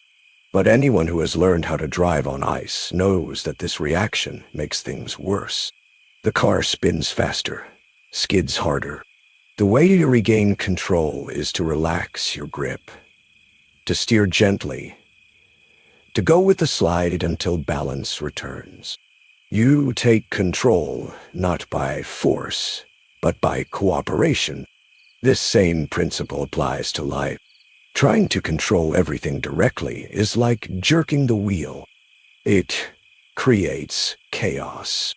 But guiding gently, influencing instead of forcing, brings balance back. The paradox also shows up in leadership. The strongest leaders are not the ones who control every detail. They are the ones who create systems, who empower others, who set the vision but allow freedom in execution. Their control is indirect, and that is why it lasts. The weakest leaders are those who demand obedience in every matter. Their control collapses as soon as they turn their back. The more they try to control, the less they are respected. The same lesson appears in art. The more an artist tries to control every detail perfectly, the stiffer the art becomes. The most alive works often come from letting go, allowing spontaneity, allowing imperfection. The attempt to over-control drains the life from creation. Freedom within structure is what creates beauty. This paradox even applies to health. People who obsessively try to control every bite of food, every calorie, every workout often burn out. Their rigid control leads to failure because one small slip feels like total defeat. But those who give themselves a balance of structure and freedom often succeed for years. Control without flexibility collapses. Flexibility within guidance endures. Why does this paradox exist? Because life is dynamic. It flows, it changes, it evolves. To try to control something dynamic with rigid force is like trying to trap water in your hands. You may hold a little, but most of it escapes. The real way to handle water is with a vessel that allows it to flow. In the same way, the real way to handle life is with openness that guides rather than force that squeezes. This paradox does not mean we should abandon control entirely. It means we must shift our focus. We cannot control everything outside of us, but we can control how we respond. We cannot control the storms, but we can choose to carry an umbrella. We cannot control the market, but we can control our habits of saving and investing. We cannot control whether people like us, but we can control how we treat them. Control misplaced leads to frustration. Control applied inward leads to peace. This is why ancient wisdom traditions often taught surrender as strength. Not surrender in the sense of giving up, but surrender in the sense of releasing the illusion of control over what cannot be controlled. When you stop fighting reality, when you stop demanding that life obey your every command, you regain real power. You can redirect your energy to what you can truly influence. The paradox reveals itself clearly in stress. Much of human stress comes from trying to control uncontrollable things. We worry about the future. We obsess over what others think. We try to control outcomes that belong to chance. And in doing so, we lose control of the one thing we do have, our own peace of mind. The more we try to control, the more we lose the very stability we hoped for. But when you accept uncertainty, when you focus on what is within your reach, your stress lowers. You feel calmer. And ironically, you become more effective. Control returns when you stop demanding it everywhere. Think of the gardener. A gardener cannot control the weather, the rain, the sun. They cannot control exactly how each seed will grow. But they can prepare the soil, plant carefully, water regularly, and tend with patience. That is real control. Not over the outcome, but over the process. The gardener who tries to control the sun or the rain will go mad. The gardener who accepts what cannot be controlled and focuses on what can be controlled will harvest abundance. This is the paradox in its purest form. Control too much, and you lose. Control wisely, and you gain. The control paradox also applies to ambition. People who try to control every step of their career often find themselves trapped, burned out, or unhappy. They plan everything, but life refuses to obey the script. Those who allow detours, who adapt, who let some things unfold naturally often end up further than they expected. Their flexibility becomes their strength. Their surrender to the uncontrollable opens doors that rigid control would have closed. It shows up in relationships too. The more you try to control a friend or a partner, the more distance grows. But when you trust, when you give space, when you release the need to control, connection deepens. Love is strongest where freedom is present. To control someone is to suffocate the very bond you want to preserve. The paradox even shows up in history. Empires that tried to control every detail of their people eventually collapsed under the weight of their own rigidity. Empires that allowed some freedom, that guided instead of crushing, endured longer. Absolute control always breaks. Balanced guidance lasts. The key lesson is simple. Control is not force. Control is influence. Control is guiding gently, focusing on what matters, and releasing what does not. True control comes from knowing what not to control. So how do you live this paradox? First, notice where you are gripping too tightly. Where are you trying to control the uncontrollable? Is it other people's opinions? Is it the past? Is it the future? Release those. Let them flow. Joy. Second, focus on your own actions, your own responses, your own habits. That is where your control has real power. Third, practice flexibility. Allow life to surprise you. Allow outcomes to unfold. The paradox will reward you. The paradox is not telling you to be passive. It is telling you to be wise. Control yourself, and the world feels more manageable. Try to control the world, and you will lose yourself. So the control paradox is this. The more you try to control everything, the less control you have.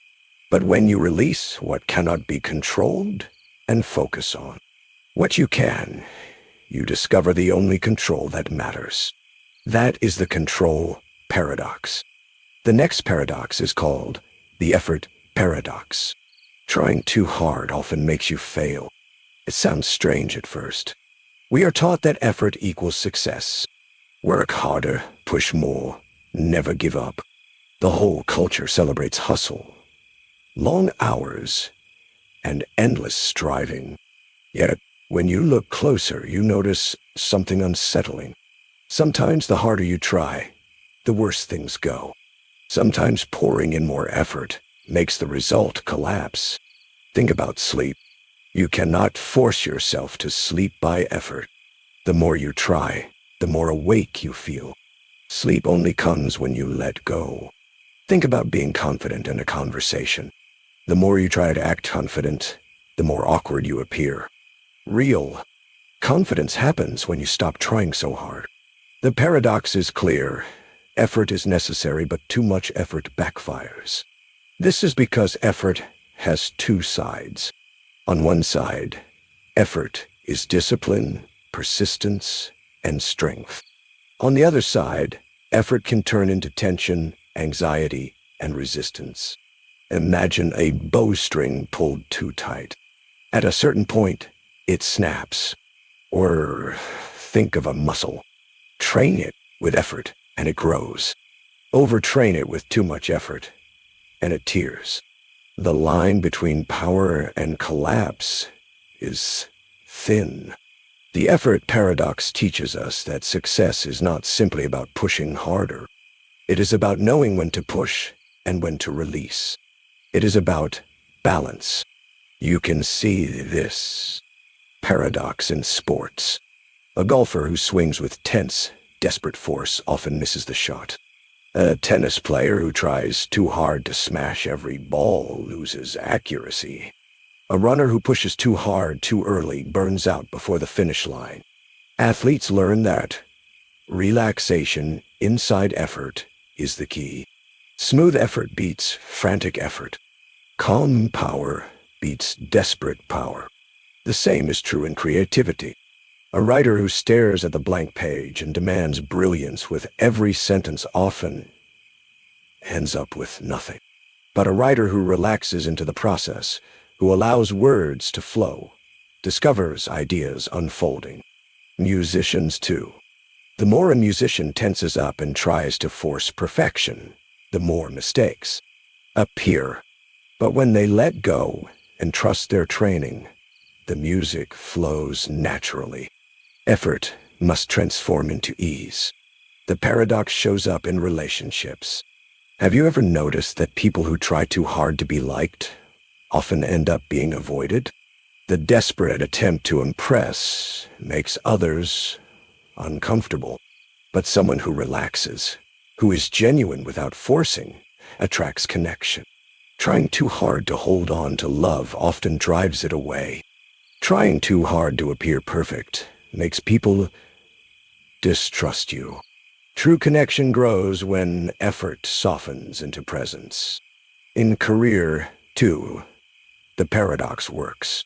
Many people think working 80 hours a week will guarantee success, but endless grind without rest destroys creativity, health, and judgment. The person who balances effort with recovery often ends up more successful, because success is not a sprint fueled by sheer force. It is a marathon of sustainable rhythm.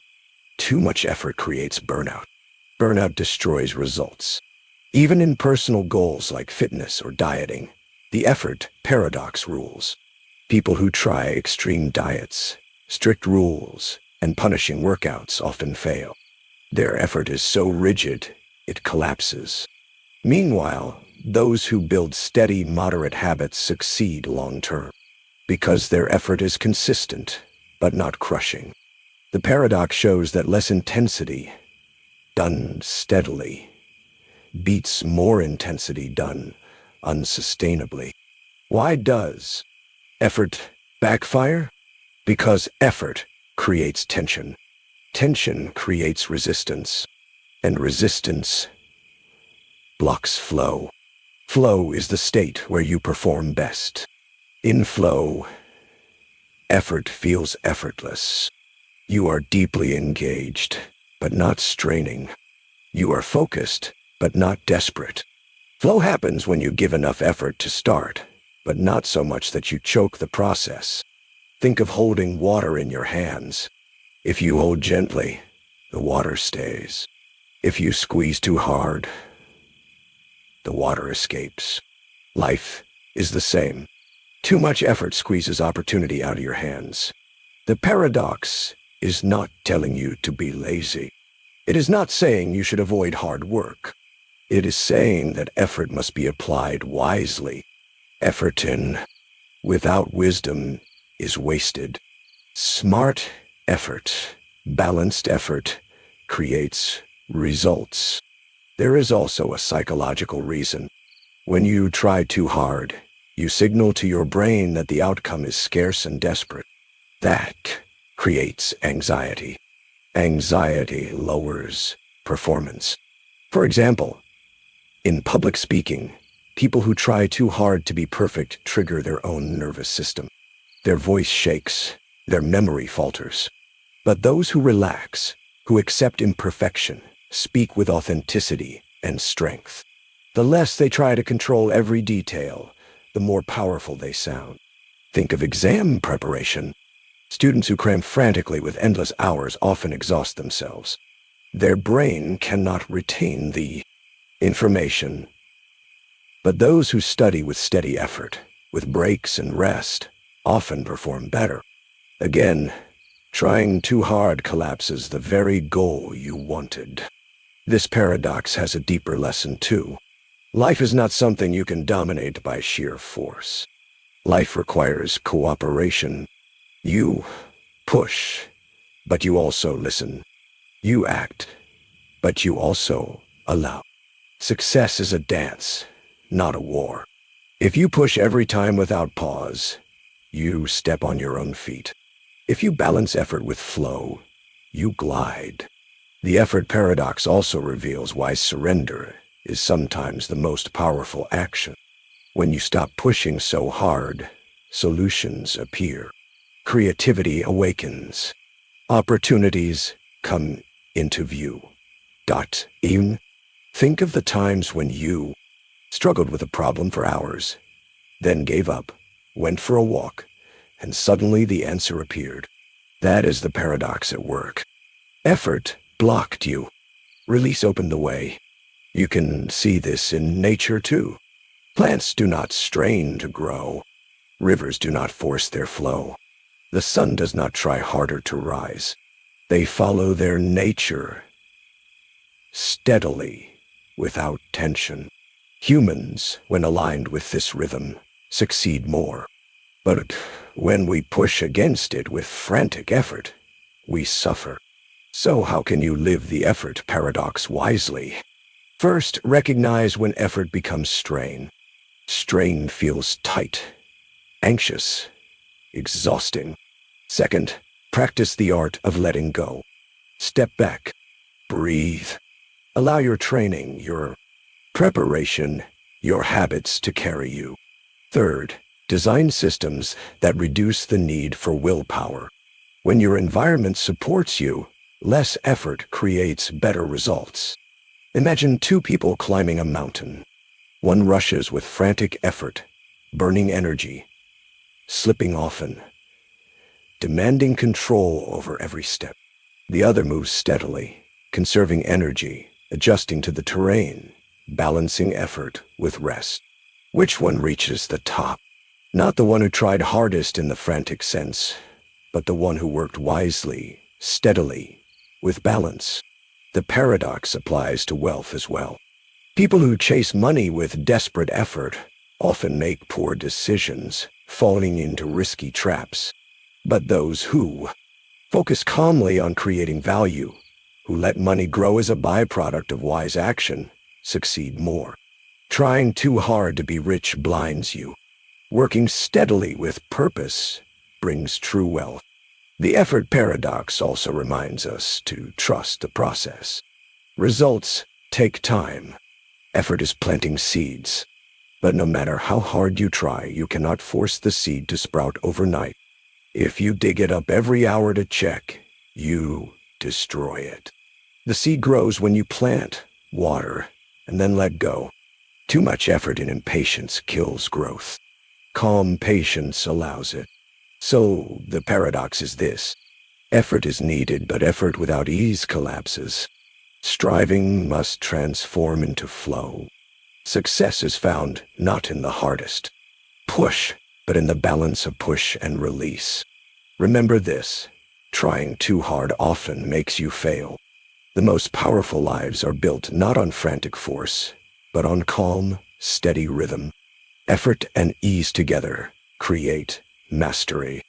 That is the effort paradox. The next paradox is called the time paradox.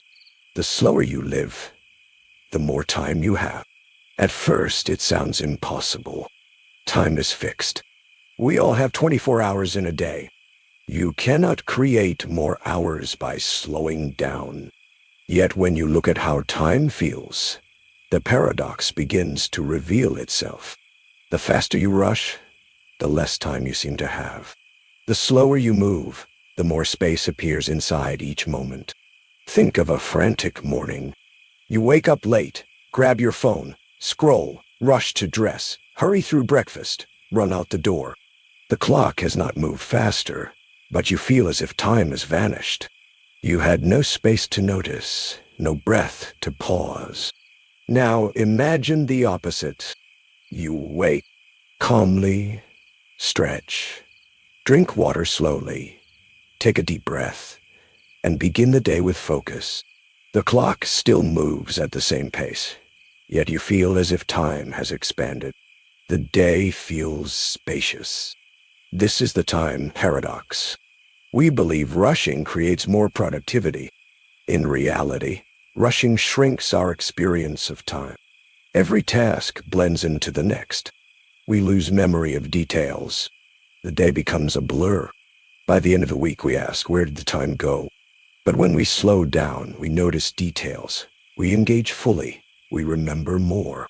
Slowness stretches time. Think about a childhood summer. Days felt endless. Why?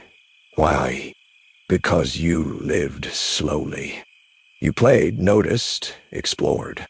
Every moment left an imprint. Compare that to adult life, where weeks vanish unnoticed. The difference is not in the number of hours, but in the quality of attention. Attention slows time. Distraction speeds it away. The time paradox also appears in work. People believe multitasking saves time. In truth, multitasking destroys time. Switching constantly between tasks creates mistakes, drains energy, and leaves no memory of progress. Hours vanish without satisfaction. But when you slow down and do one task at a time, you finish faster and feel fuller. Slowing down makes time expand.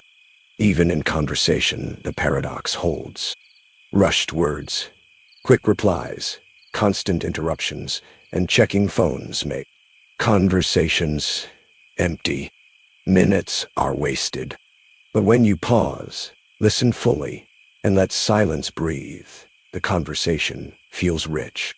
10 minutes of slow presence can feel longer and more meaningful than an hour of rushed distraction. Why does slowness expand time? Because awareness expands time. When you slow down, you place attention on the moment. The brain records more detail. More detail equals more memory. More memory equals the feeling of longer time. Psychologists call this time dilation. For example, on a first day in a new city, time feels longer because you notice everything. But once routine sets in, days fly because you stop noticing. Slowing down forces you to notice again, stretching your sense of time. The paradox teaches a profound lesson. You cannot add more hours, but you can add more life into your hours. Slowing down is the way. Slowness is not laziness. Slowness is depth. Imagine drinking tea slowly, tasting every note. The same cup lasts longer. Imagine walking slowly through a park, noticing each leaf and sound. Walk becomes a journey, not a blur. Imagine working slowly but steadily, and seeing mistakes before they grow. You finish with fewer problems, saving time in the end. Slowness protects time. The time paradox is visible in art. Musicians know that silence between notes creates rhythm. Painters know that empty space gives shape to color. Writers know that pauses give meaning to words. Life too gains meaning from pauses. When you slow down, life has shape. Without pauses, life becomes noise. Consider relationships. Families that rush from one activity to another often feel disconnected. But families that slow down to share a meal, talk, laugh, and listen, feel as if they have more time together. Couples that rush through routines lose connection. Couples that slow down to walk, to talk, to sit quietly, feel richer in time. Slowing down also changes stress. Rushing feeds anxiety. The heart races, the breath shortens, the mind scatters. But slowing down calms the system. You think clearer, act wiser, and make fewer mistakes. Ironically, slowing down makes you faster in the long run, because you avoid the time wasted by errors, corrections, and burnout. The paradox is clear. Slowness gives you more time because it removes waste. Waste of attention, waste of mistakes, waste of stress. What looks like less speed is actually more life. There is another layer to the time paradox. People fear that slowing down means missing opportunities. In reality, slowing down lets you see opportunities you would otherwise rush past. Imagine running through a forest. You see nothing but blur. But if you walk slowly, you notice paths, flowers, streams, hidden trails. Life is the same. Rushing blinds you. Slowness opens your eyes. This paradox even shapes aging. People who live hurried lives often feel that life is short. It is by. People who cultivate slow rituals, mindful practices, deep presence, often feel life is longer. They remember more, experience more, and savor more. Two people may live the same number of years, but one feels they had more time simply because they lived slower. So how can you use the time paradox? Begin with small steps. Eat one meal slowly without distraction.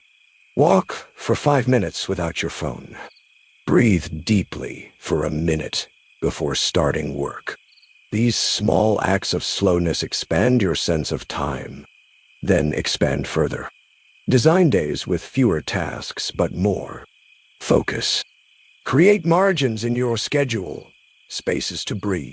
The slower you live, the more time you will feel. The paradox also suggests a new definition of wealth. True wealth is not having more money, but having more time. And the way to have more time is not by speeding up, but by slowing down. Imagine a wealthy person rushing every day, never present. Their time feels poor. Now imagine someone with fewer possessions, but who lives slowly, savoring each moment. Their time feels rich. Who is wealthier? The one who slows down. There is wisdom in cultures that honor slowness. Tea ceremonies in Japan, long meals in Italy, siestas in Spain, pilgrimages that take weeks. These rituals remind people that life is not about racing, but about being. They stretch time by slowing it. The paradox also speaks to mortality. People fear death because they fear running out of time. But when you slow down and live fully, even a short life feels long. Slowness fills time with depth. Rushing leaves time empty. The slower you live, the more life you have, even if the years are the same. Imagine a candle. Burn it fast, and it dies quickly. Let it burn slowly, and it lasts, illuminating longer. Life is the same. Rushing burns your time quickly. Slowness lets it shine longer. The time paradox is a reminder. Stop rushing. Stop treating life as a race. Pause. Breathe. Notice. When you live slower, time expands. Your days feel longer, richer, fuller. The slower you live, the more time you have. That is the paradox of time. The next paradox is called the expectation paradox. The less you expect, the more you are surprised with joy. Expectations are like invisible contracts we write in our minds. We picture how people should behave, how events should unfold, how rewards should arrive. And when reality does not match, disappointment appears. It does not matter if reality is still good. If it falls short of the picture in our head, it feels like loss. That is the trap of expectation. Think of birthdays. A child expects a grand party, balloons, gifts, laughter. If even one detail is missing, sadness creeps in. Yet another child with no expectation may be delighted with a simple cake. The joy is not in the event itself, but in the gap between what we imagined and what we receive. High expectations shrink joy. Low expectations expand it. The paradox becomes clear when you look at daily life. Imagine going to a restaurant expecting the best meal of your life. The food arrives. It is good, but not perfect. Because your expectation was sky high, you feel disappointed. Now imagine walking into the same place with no expectations at all. The meal arrives, it tastes good, and suddenly you feel pleasantly surprised. Nothing changed except the expectation. The joy comes from the gap. This is why people who expect little from others often feel more grateful. A simple kindness feels extraordinary. A smile, a door held open, a small message of care. These become sources of joy because there was no demand attached. Meanwhile, those who expect constant praise or gifts are rarely satisfied. Their joy is stolen by the weight of their own demands. The paradox shows that happiness is not only about what happens, but about how much we demand before it happens. The less we demand, the more life can surprise us. This does not mean we should never plan, never dream, never hope. It means we must hold those dreams lightly. Treat them as possibilities, not as entitlements. When you say to yourself, "This must happen, or else I will be unhappy," you chain your joy to conditions outside your control. But when you say, "It would be nice if this happens, but I can be happy even if it does not," you free your joy. That is the secret of the expectation paradox. Think of relationships. Many conflicts arise not from what partners do, but from the expectations each person holds. One expects constant attention. The other expects freedom. When these invisible demands clash, disappointment builds. But when expectations are lowered and gratitude rises, small gestures become powerful. A partner who listens, who remembers, who shows up, feels like a gift instead of a duty. The relationship grows warmer when less is demanded. The same is true in work. Employees expect promotions, recognition, rewards.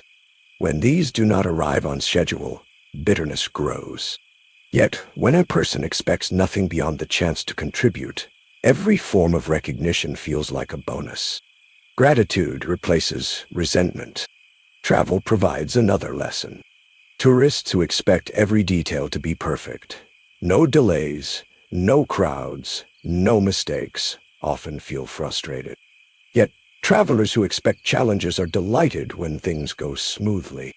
Their joy multiplies because their bar is set low. Every smooth flight, every helpful stranger, every sunset becomes a gift. The paradox also explains why some of the happiest people live with very little. When expectations are small, gratitude grows large. A simple meal, a safe shelter, a kind word feel like treasures. Meanwhile, those who have abundance often expect abundance, and so their joy shrinks. The palace feels ordinary, while the hut feels magical. There is wisdom here. If you want more joy, reduce your demands. Do not lower your standards for action, but loosen your grip on results. Work hard, give love, dream boldly, but release the expectation that life must answer in the exact way you imagine. When life surprises you, joy will arrive. The expectation paradox is also visible in art. A movie hyped for months often disappoints because expectations were inflated. A small unknown film can delight because you expected nothing. A book praised by everyone may feel underwhelming.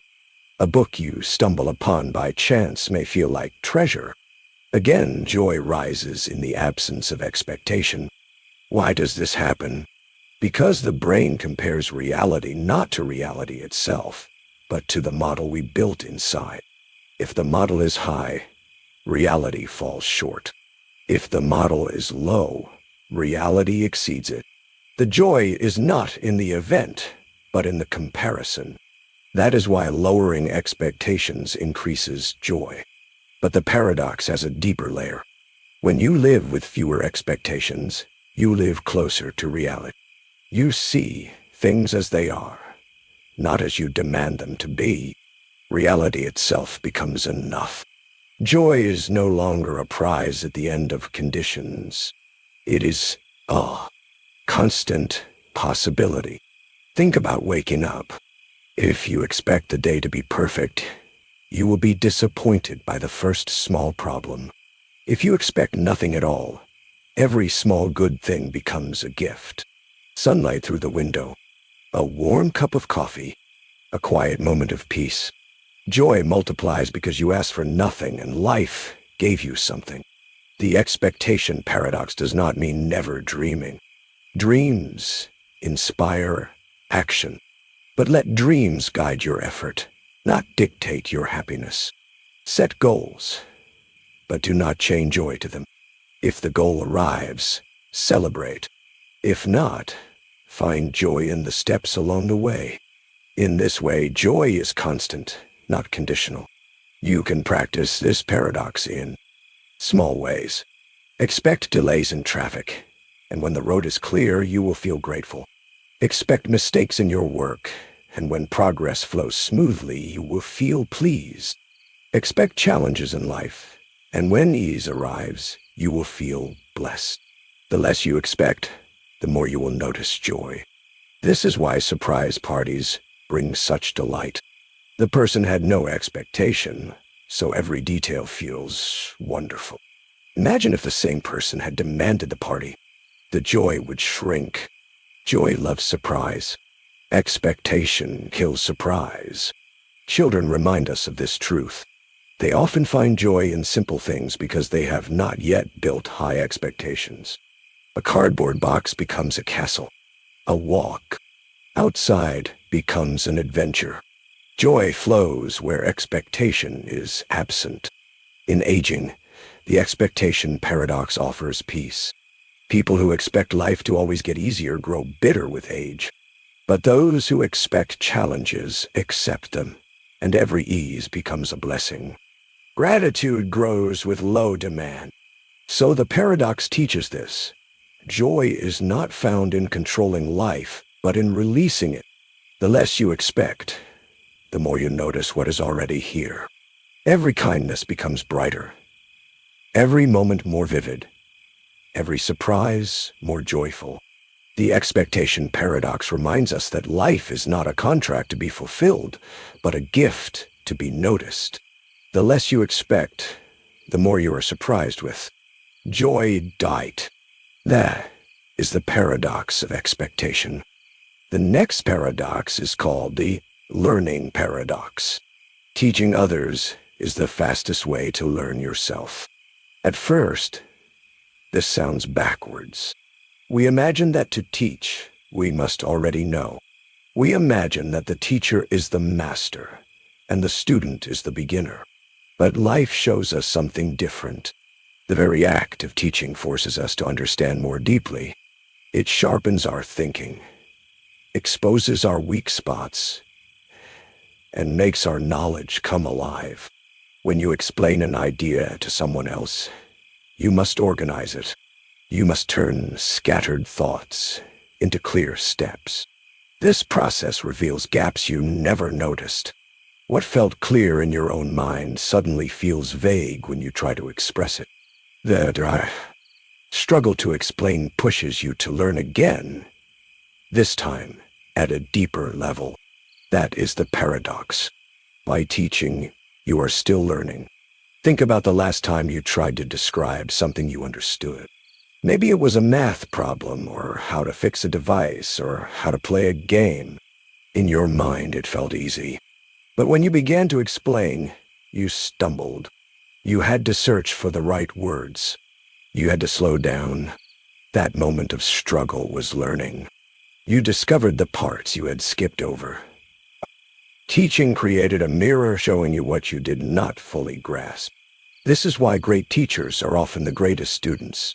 They never stop refining their explanations. They listen to questions. They discover new angles. Every student they meet gives them a new lesson.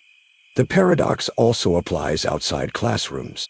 When you teach a friend how to cook, you notice details about the recipe you once ignored.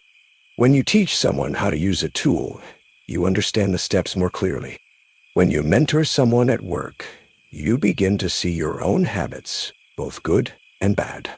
In each case, Teaching deepens learning. Why does this happen? Because explaining requires structure. In our minds, we can skip steps, jump over logic, rely on intuition. But when we teach, we must slow down. We must travel every step of the path. The path reveals itself more fully. We notice turns, shortcuts, and obstacles that were invisible before. The paradox has another layer. Teaching forces humility. Horny. When you face questions, you realize how much you still do not know. This realization can sting, but it fuels growth. Each question is a doorway to deeper understanding. Without students, you might never have walked through those doors. Think of a musician who teaches beginners. The questions are simple, yet profound. Why hold the instrument this way? Why not another way? The master realizes that many habits are unexamined. Teaching shines light on them. The musician becomes better not only at teaching, but also at playing. The same is true for writers. A person who explains, writing learns the craft more deeply. They must think about rhythm, structure, clarity. They become more aware of their own style. They grow as they guide others. Even in personal growth, the learning paradox shows its power. When you share wisdom with a friend, you often hear your own advice more clearly. You remind yourself of truths you had forgotten. Teaching another becomes teaching yourself. This is why mentors often say they gain as much as their students. It is not false modesty. It is the paradox at work. Every act of teaching reflects back on the teacher, carving deeper grooves of understanding. There is also a practical reason. Memory works best when knowledge is used. Teaching is the most active use of knowledge. You recall, explain, apply, and adapt. Each step strengthens the memory. Knowledge becomes anchored, not just floating on the surface. That is why teaching speeds up learning. Some people fear teaching before they feel ready. They want to know everything first. But the paradox says you will never feel fully ready until you begin teaching. The act itself will complete the circle. You do not teach because you are finished learning. You teach because it is the best way to keep learning. Think about language. A person learning a new language may struggle with grammar or vocabulary. But if they begin tutoring another beginner, their own skills multiply. Explaining the grammar rule makes it clearer. Listening to another's mistakes sharpens their ear. In teaching, they become fluent faster. The paradox even applies to life lessons. Parents often discover this. They teach their children values, discipline, patience, but in the process, they confront their own flaws. They learn patience by trying to model it. They learn discipline by trying to pass it on. They become students of their own teaching. Another example is leadership. A leader must teach vision, skills, and culture to a team. In doing so, the leader is forced to clarify what matters. Vague goals become sharp. Hidden values rise to the surface. The leader becomes stronger by teaching because the act of guiding others solidifies their own path. The learning paradox also shows why public speaking, though frightening, is so powerful. To explain an idea to a group, you must prepare deeply. You anticipate questions. You refine your points. The fear drives learning. And when you finally speak, the feedback completes the loop. You walk away knowing more than when you began. It is not only intellectual. Teaching builds empathy. When you explain to someone struggling, you see the subject through their eyes. You remember what it felt like to be a beginner. You adjust your words, your pace, your patience. This empathy makes you wiser, not just smarter. The paradox also explains why communities thrive. When people share knowledge with each other, Everyone learns faster. One person teaches a skill, another teaches a trick, another asks a sharp question. The cycle of teaching and learning feeds itself. The community grows strong because teaching accelerates learning. It is tempting to hoard knowledge, to believe that keeping secrets gives you power. But the paradox shows the opposite. Sharing multiplies. The more you teach, the more you grow. Knowledge locked away stagnates. Knowledge shared expands. Even history supports this. The greatest thinkers were also teachers. Socrates taught by asking questions. Confucius taught through conversations. Einstein taught through explanations. Each grew by the act of teaching. The student was their mirror, sharpening the mind. The paradox even works in solitude. When you write notes to teach your future self, you learn. Journals, guides, lessons to yourself. All are acts of teaching. They force clarity. They transform fog into structure. They reveal what you really know. So, the learning paradox is not a trick. It is a law of growth. If you want to learn faster, teach. If you want to master, explain. If you want to keep knowledge alive, share it. You may worry about being imperfect, but students do not need perfection. They need presence. They need someone willing to walk the path with them. In guiding them, you guide yourself. The paradox ensures that both rise together. The lesson is simple. Do not wait to be an expert before you teach. Begin teaching, and you will become more of an expert. Do not fear questions you cannot answer. Those questions will become the seeds of your next learning. The learning paradox reminds us that knowledge is not a possession to be stored, but a flame to be shared. Each time you pass the flame, it burns brighter, not dimmer. The more you give, the more you gain. Teaching others is the fastest way to learn yourself. The next paradox is called the patience paradox. The slower the process, the faster the results last. At first, it seems impossible. We are taught that faster is better. Finish quickly, achieve now. Waste no time. The modern world praises speed, rewards instant results, and pressures us to hurry. But life whispers a different lesson. What grows slowly lasts. What comes too quickly fades just as fast. Think about the difference between fast food and a home-cooked meal.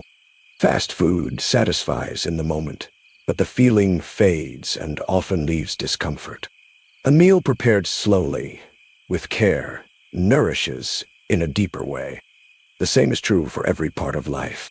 The quick path tempts us. The slow path builds permanence. Patience is not just waiting. It's active endurance. It is the ability to keep moving steadily, even when results are hidden. The paradox is that when we give time to the process, the results grow roots. They endure storms. They last. Consider learning a skill. If you rush to play the piano in a week, you might memorize a song. But in a month, you will forget. If you practice slowly, building scales, training your fingers, understanding music, in time you can play anything. The slower process created lasting skill. The quick path created a fragile memory. The same is true for fitness. Crash diets promise results in days. They fail in weeks. But slow, steady changes in eating and exercise last for years. The slower process feels harder, but it builds a foundation that holds. That is the paradox. Why does this happen? Because the brain and the body need repetition, not speed. Habits are carved like grooves in stone. If you rush, the grooves are shallow and wash away. If you repeat slowly over time, the grooves are deep. They last. Patience is the tool that deepens the grooves. Think of nature. A tree that grows fast is weak. Its wood is soft. Its roots are shallow. A tree that grows slowly is strong. Its wood is hard. Its roots anchor it deep. The storm destroys the fast tree. The slow tree stands. The paradox of patience applies to relationships. Fast connections often burn out. They are fueled by excitement, but not by depth. Relationships that grow slowly, through trust, through shared time, through patience, become unshakable. The slower the process, the faster the results last. This is why people who rush into commitments often regret them. But those who allow time, who move slowly, discover bonds that endure decades. Patience builds strength, invisible to the hurried eye. The paradox also explains mastery. True masters are not the ones who rush to show results. They are the ones who practiced patiently every day, for years. The process was slow, but the mastery lasts a lifetime. Quick learners may impress early, but their skill often fades when pressure rises. Patient learners endure. Even in money, the paradox reveals itself. Fast riches often vanish. Lottery winners lose fortunes. Speculators burn out. But slow, steady saving and investing builds wealth that lasts for generations. The slow process creates permanence. The quick path creates fragility. The paradox is not against progress. It is against haste. It does not say to stop, but to move steadily, calmly, with patience. Each slow step becomes a permanent layer. Each patient effort is a brick in a wall that will not fall. Why do we resist patience? Because the mind craves immediacy. Dopamine rewards quick wins. Waiting feels painful, but patience is training the mind to see further. It shifts the focus from the next moment to the next decade. That is power. Think of a farmer. If he pulls the crop early, he starves. If he waits, if he tends, if he allows the slow process, the harvest comes and it lasts. The patient farmer thrives. The impatient farmer loses all. The paradox also reveals itself in creativity. A rushed idea fades quickly. But when an idea is allowed to rest, to mature, to be revisited slowly, it grows richer. Great books are not written in a weekend. They are refined slowly. Great art emerges from patient hands. The slower the process, the faster the results last. Patience is not weakness. It is strength disguised. The world moves fast, but the patient person moves steadily. They know their results will not vanish tomorrow. They are building something unshakable. Patience also protects from mistakes. Rushing blinds us. We miss details. We skip warnings. We fall into traps. Patience forces us to see. It saves us from failures that come from haste. Slower means clearer. Clearer means lasting. Even healing follows this paradox.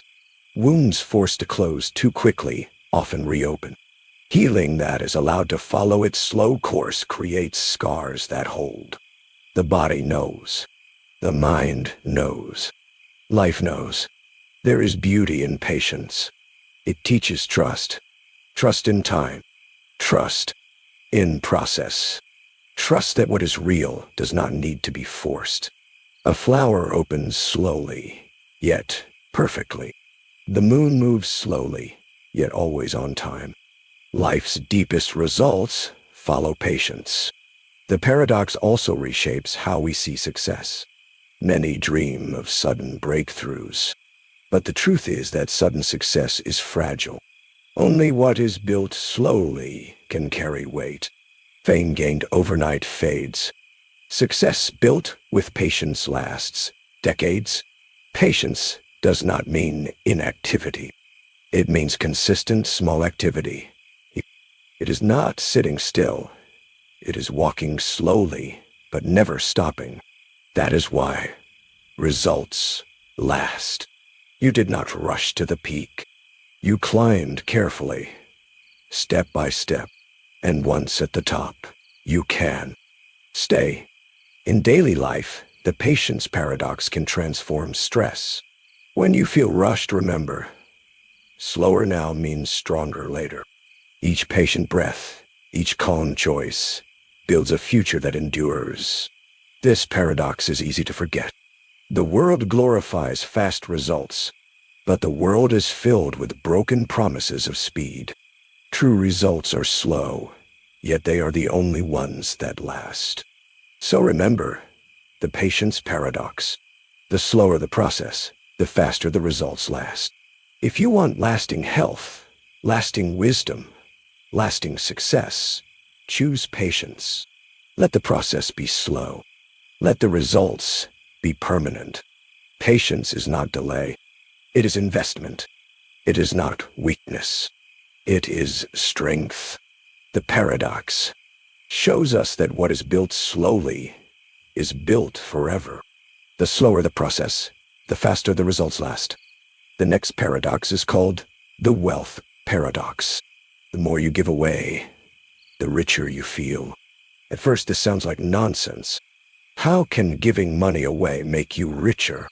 Isn't wealth about holding, saving, protecting? Isn't wealth about keeping more than you spend? That is what logic says. Yet life does not always obey logic. Human psychology, human connection, and even human fulfillment move differently. Think of the richest memories people hold. They are rarely about buying something for themselves. They are about giving. Giving time, giving gifts, giving help.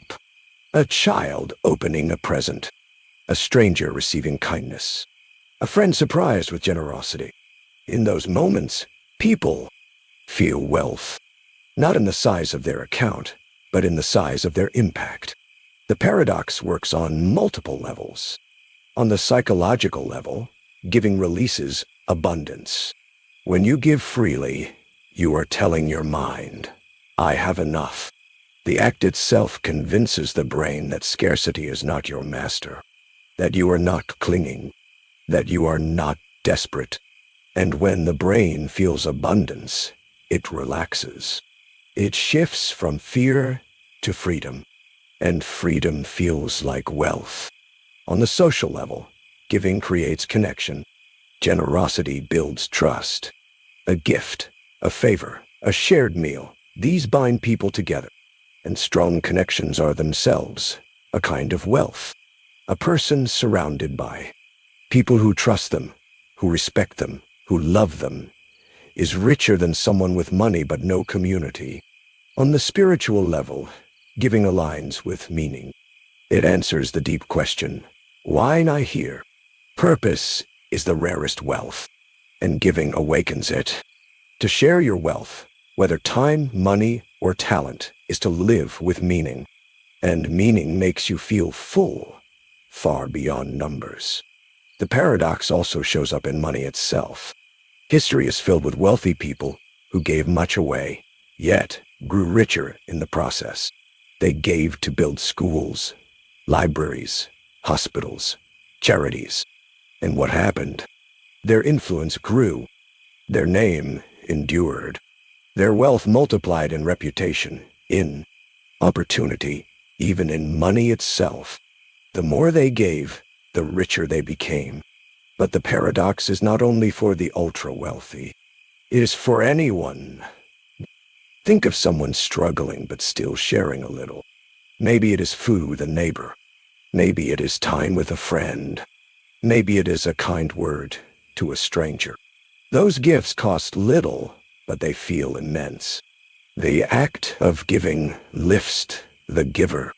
It affirms, I have enough to share. That is wealth in its purest form. The paradox also works in reverse. Hoarding creates poverty of spirit. The person who refuses to share, who clings tightly, feels constantly poor. Even if their bank account is large, their mind whispers scarcity. They live in fear of losing instead of joy of giving. And so they feel poorer, even when they are rich. Why does giving create wealth? Because wealth is not only a number.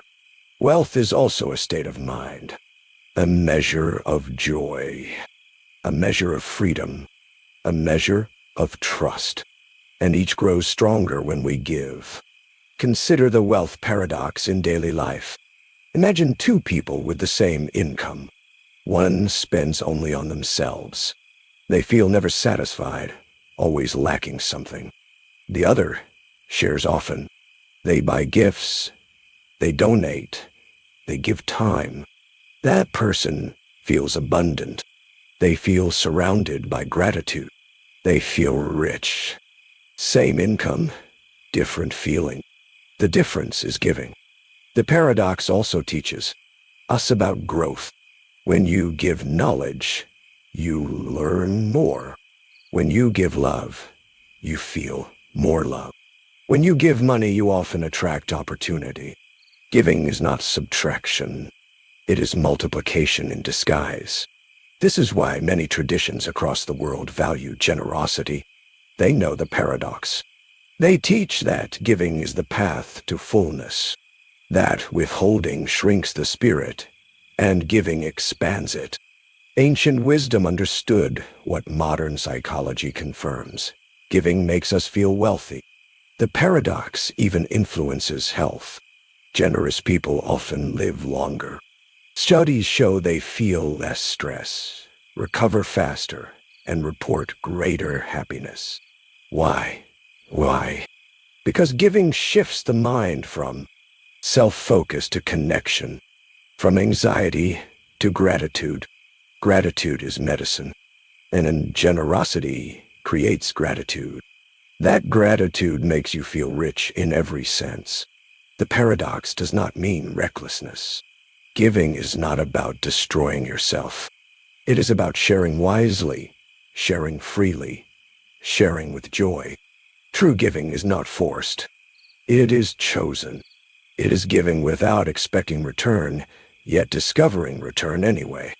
The paradox of wealth is that when you give, you are never empty. You create circulation. Money flows. Love flows. Knowledge flows. The flow itself is wealth. Stagnation feels like poverty. Flow feels like richness. Think again of nature. A river that flows feeds all around. A river that is blocked grows stagnant, lifeless. Wealth is the same. Hoard it, and it decays. Let it flow, and it nourishes. The more it flows, the richer the land becomes, and the richer you feel as the source. The paradox also offers freedom from comparison. When you measure wealth only in numbers, someone else always has more. But when you measure wealth in giving, the scale changes. Generosity is infinite. No one can take it away from you. Each act of giving is proof of abundance. Proof that you are already rich. The wealth paradox also heals fear. Fear says, I don't have enough. Giving says, I have more than enough. Each act of generosity weakens fear. Each gift strengthens freedom. And in that freedom, you feel wealthier than any number could make you. Think of the people who gave you something that mattered. A teacher who gave time. A friend who gave support. A stranger who gave kindness. Did they lose wealth? No. They gained a place in your memory, in your gratitude. Their gift multiplied in meaning. They became richer in your eyes. That is real wealth. The paradox also reveals the truth about legacy. When you die, your money cannot follow you, but what you gave remains. The people you helped, the lives you touched, the knowledge you shared. That is wealth eternal. The more you gave, the richer you remain in memory. So, the wealth paradox is not only about finance, it is about life. The more you give away, the richer you feel. It may sound impossible, but it is the law of abundance. Giving creates flow. Flow creates fullness. Fullness is wealth. So the next time you fear losing, give. The next time you feel poor, give. The next time you doubt your wealth, share what you can. You will feel the paradox. You will feel richer. The wealth paradox teaches us this. Real richness is not in possession, but in generosity. The more you give away, the richer you feel. The next paradox is called the identity paradox. The more you cling to who you are, the less you can grow. At first, it feels strange to question identity. After all, knowing who you are is supposed to be a strength. Society tells us to be authentic, to stay true to ourselves, to hold tightly to our sense of identity. And yes, identity gives stability. It gives direction. But here lies the paradox. The very thing that anchors us can also trap us. The tighter we cling to who we think we are, the less room we have to change, to evolve, to grow. Imagine a child saying, "I am shy." If that child clings to the label, they avoid speaking up. They miss opportunities. They grow into an adult, hides in the corners of life, because their identity is fixed. But shyness was never their destiny. It was only a story they told themselves, and that story blocked growth. Now imagine another child who says, "I am shy, but maybe I can try." That small shift opens doors. That person experiments, adapts, grows into someone new. The difference is not in ability, but in the grip of identity. One held too tightly, one held loosely. The paradox is clear. The identity paradox shows up in careers. Someone might say, "I am an engineer." That identity brings pride, structure, and skill. But what happens when the world changes, when their role disappears, when new opportunities arise? If they cling only to that one identity, they resist change. They feel lost without the label. But if they say, "I am someone who learns, I am someone who builds, I am someone who adapts," then they can grow into new forms. They are not stuck. They are free. The paradox also lives inside relationships. People often say, "I am the strong one. I am the helper. I am the one who never asks for support." That identity can be noble, but it can also suffocate, because growth might require vulnerability, asking for help, showing weakness. And if identity blocks that, the person never grows into deeper intimacy. The mask of identity becomes a prison. The paradox is this: to grow, you must loosen your grip on identity. You must be willing to let go of the story you tell yourself, because you are not a fixed point. You are a river, moving, flowing, reshaping. If you insist on being the same riverbank forever, you dry up. If you flow, you become new. Consider history. Many innovators broke the chains of identity. They were told, "You are not an artist. You are not a leader. You are not capable." If they had accepted those labels, they would have stayed small. But they let identity stretch. They allowed themselves to step into roles they never imagined. And because of that, they grew. Identity can be comforting. It tells us who we are. But comfort is not the same as growth. Growth requires discomfort, expansion, contradiction. If you cling too tightly to one identity, you protect comfort but sacrifice growth. Think about how people often resist change by saying, "That's not me. I am not a public speaker. I am not a risk taker. I am not a creative person." Each statement is identity. Each one closes a door, yet those doors might lead to growth. The paradox is that by defending identity, we shrink possibility. The paradox also reaches into happiness. People often say, "This is who I am, and I cannot change." That belief creates frustration when life shifts. Happiness fades because the world refuses to honor a fixed self. But if identity is flexible, happiness adapts. The nice person says, "I can be more than one thing. I can change and still be me." That is freedom. Think of a tree. If it says, "I am only a seed," it will never grow. If it says, "I am only a trunk," it will never branch. If it says, "I am only leaves," it will never bear fruit. Identity held too tightly kills growth, but identity held lightly allows evolution. The tree becomes seed, trunk, branch, leaf, fruit, always changing, always alive. The paradox even touches fear. Many people fear losing identity. They think, "If I change, I will not be me anymore." But the truth is, if you do not change, you are already losing. Life moves forward. If you refuse to grow, you fall behind. The paradox teaches us that the self is not destroyed by growth. The self is revealed by it. The identity paradox also challenges success. Some people succeed, but then cling to the identity of success. They fear failure. They fear starting over. They fear looking new. That identity becomes a cage. They cannot reinvent. They cannot risk. They cannot grow. Others release the old identity.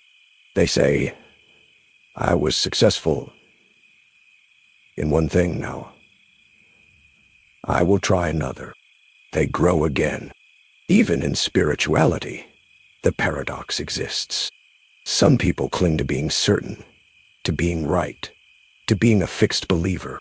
But growth often requires doubt, questioning, humility.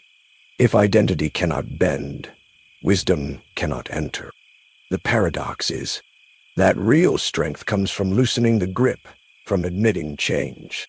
So how do we live with this paradox? The answer is not to abandon identity completely. We need some sense of self, but we must hold it gently, not tightly. Identity should be like clothing, not skin. You can wear it, you can change it, you can remove it. But if you mistake clothing for skin, you trap yourself. The paradox invites us to ask new questions. Instead of saying, "Who am I?" we ask, "Who am I becoming?" Instead of asking, "What is my identity?"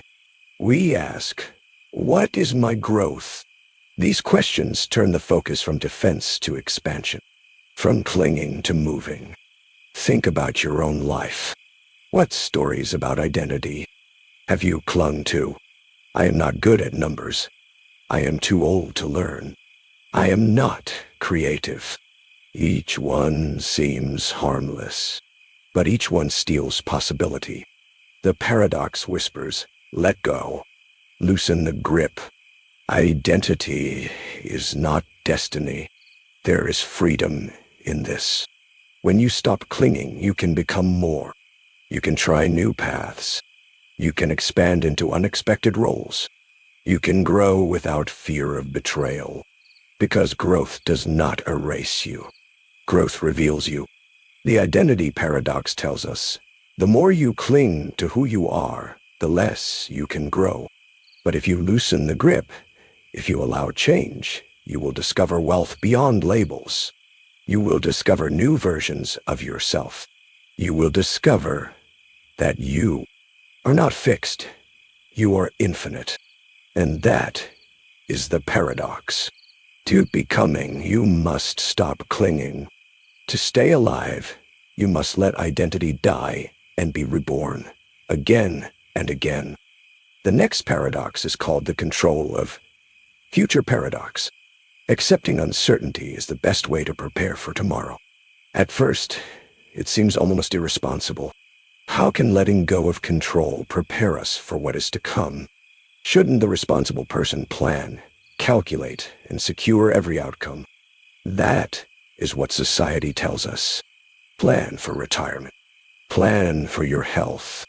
Plan for your family. Control your path.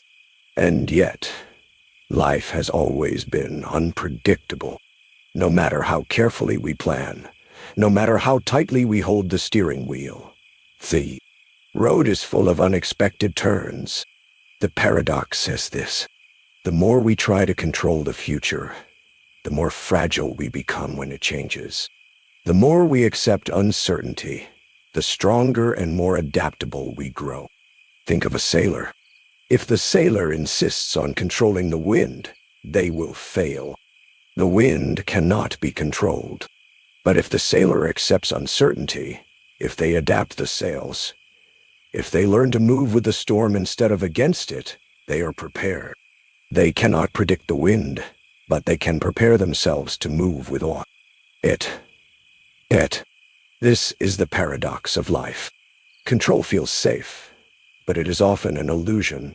Acceptance feels risky, but it is often true preparation. Consider money. People try to control the future by hoarding, by building rigid plans. They tell themselves, I will save this much, I will spend this way, I will retire at this time. But life brings illness, inflation, crisis, and change. The person who clings only to control feels crushed when the plan breaks. The person who accepts uncertainty, who invests, who adapts, who keeps learning, is prepared. Their security is not in control. Their security is in resilience. The same paradox shows up in relationships. Some people try to control the future of love. They demand guarantees. They cling to promises. They try to lock down another person's heart. But love cannot be controlled. The tighter they grip, the weaker the bond becomes. Trust shrinks under control. Love suffocates under guarantees. But the one who accepts uncertainty, who understands that love requires risk, is better prepared. They do not demand control. They build trust. They face change, and their relationship grows stronger. The paradox lives in health. Some people become obsessed with controlling every variable, every calorie, every movement, every outcome. But bodies are unpredictable. Illness comes without warning. Age moves without permission.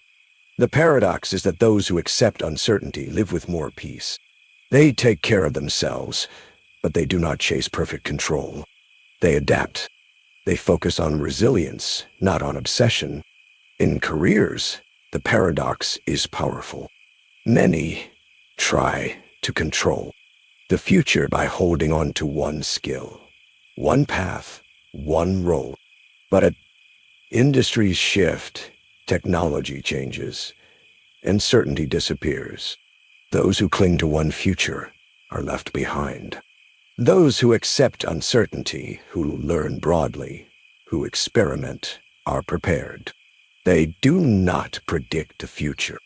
They build themselves into people who can handle any future. The paradox challenges the human obsession with prediction. We look to forecasts, horoscopes, experts, and models. We want someone to guarantee tomorrow. But every forecast is fragile. Every prediction bends under reality. The paradox tells us that strength does not come from perfect prediction. It comes from readiness to adapt. This acceptance of uncertainty is not weakness. It is wisdom. It is the difference between glass and bamboo. Glass is rigid, strong, but it shatters under pressure. Bamboo bends, sways, and survives storms. The paradox teaches us to be bamboo, not glass. Think about history. Every great breakthrough came from uncertainty. Explorers did not know what they would find, but they sailed. Scientists did not know what the result would be, but they experimented. Entrepreneurs did not know if they would succeed, but they risked. Those who demanded certainty never moved. Those who accepted uncertainty shaped the future. Even happiness lives inside this paradox. People who try to control the future of their happiness often end up anxious. They say, I must marry by this age. I must earn this much. I must live in this place. And when reality breaks their script, they suffer. But those who accept uncertainty, who let happiness come from the journey rather than the destination, are prepared for joy. Because joy lives in the unexpected. The paradox also reaches into fear. We fear the unknown because we cannot control it. But fear shrinks when we accept uncertainty. When we admit, I cannot control everything, but I can face what comes, fear loses its power. The future no longer has to be perfect to be lived. The control of future paradox even changes how we think about death, the greatest uncertainty of all. People fear it because it cannot be controlled. But those who accept it, who admit that tomorrow is not guaranteed, live more fully today. They prepare not by denying death, but by living life. So how do we apply this paradox? The answer is not to abandon planning. Plans are useful, but plans must be flexible. Control must be gentle. We prepare best not by demanding certainty, but by building adaptability. This is why the wisest advice often sounds simple. Save money, but stay flexible. Learn skills, not just roles. Build relationships on trust, not control. Care for your health, but accept the unknown. Make plans, but hold them loosely. This is preparation through acceptance. Not through fear, not through rigidity, but through resilience. The paradox whispers this truth. The future is not yours to control. The future is yours to meet. You cannot hold tomorrow in your hands, but you can shape your hands to be ready for tomorrow. Stronger, calmer, more open. Think about your own life. What are you trying to control too tightly? A career path, a relationship, a number in a bank account. Ask yourself, what if I loosen the grip? What if I accept uncertainty? Would I actually be more prepared? The paradox says yes, because control is brittle, but acceptance is strong. The paradox of control invites us to practice trust. Trust in ourselves, trust in our ability to adapt, trust in life's unfolding. It is not blind faith. It is deep preparation. The sailor does not control the wind, but they trust their sails. You cannot control the storm, but you can build a stronger boat. And so the control of future paradox is clear. The best way to prepare for tomorrow is to accept that tomorrow is uncertain. The paradox is that control is weakness and acceptance is strength. The more you accept uncertainty, the more prepared you truly are. That was just the beginning. Each paradox opened another door, another way of looking at life. And now, after this journey, the world feels different, softer, quieter, full of hidden meaning. Let these ideas settle inside you. No need to remember them all. They will stay, like seeds, growing silently. For tonight, just rest, breathe, slowly. Drift into sleep, knowing that life is richer and stranger than it first appears.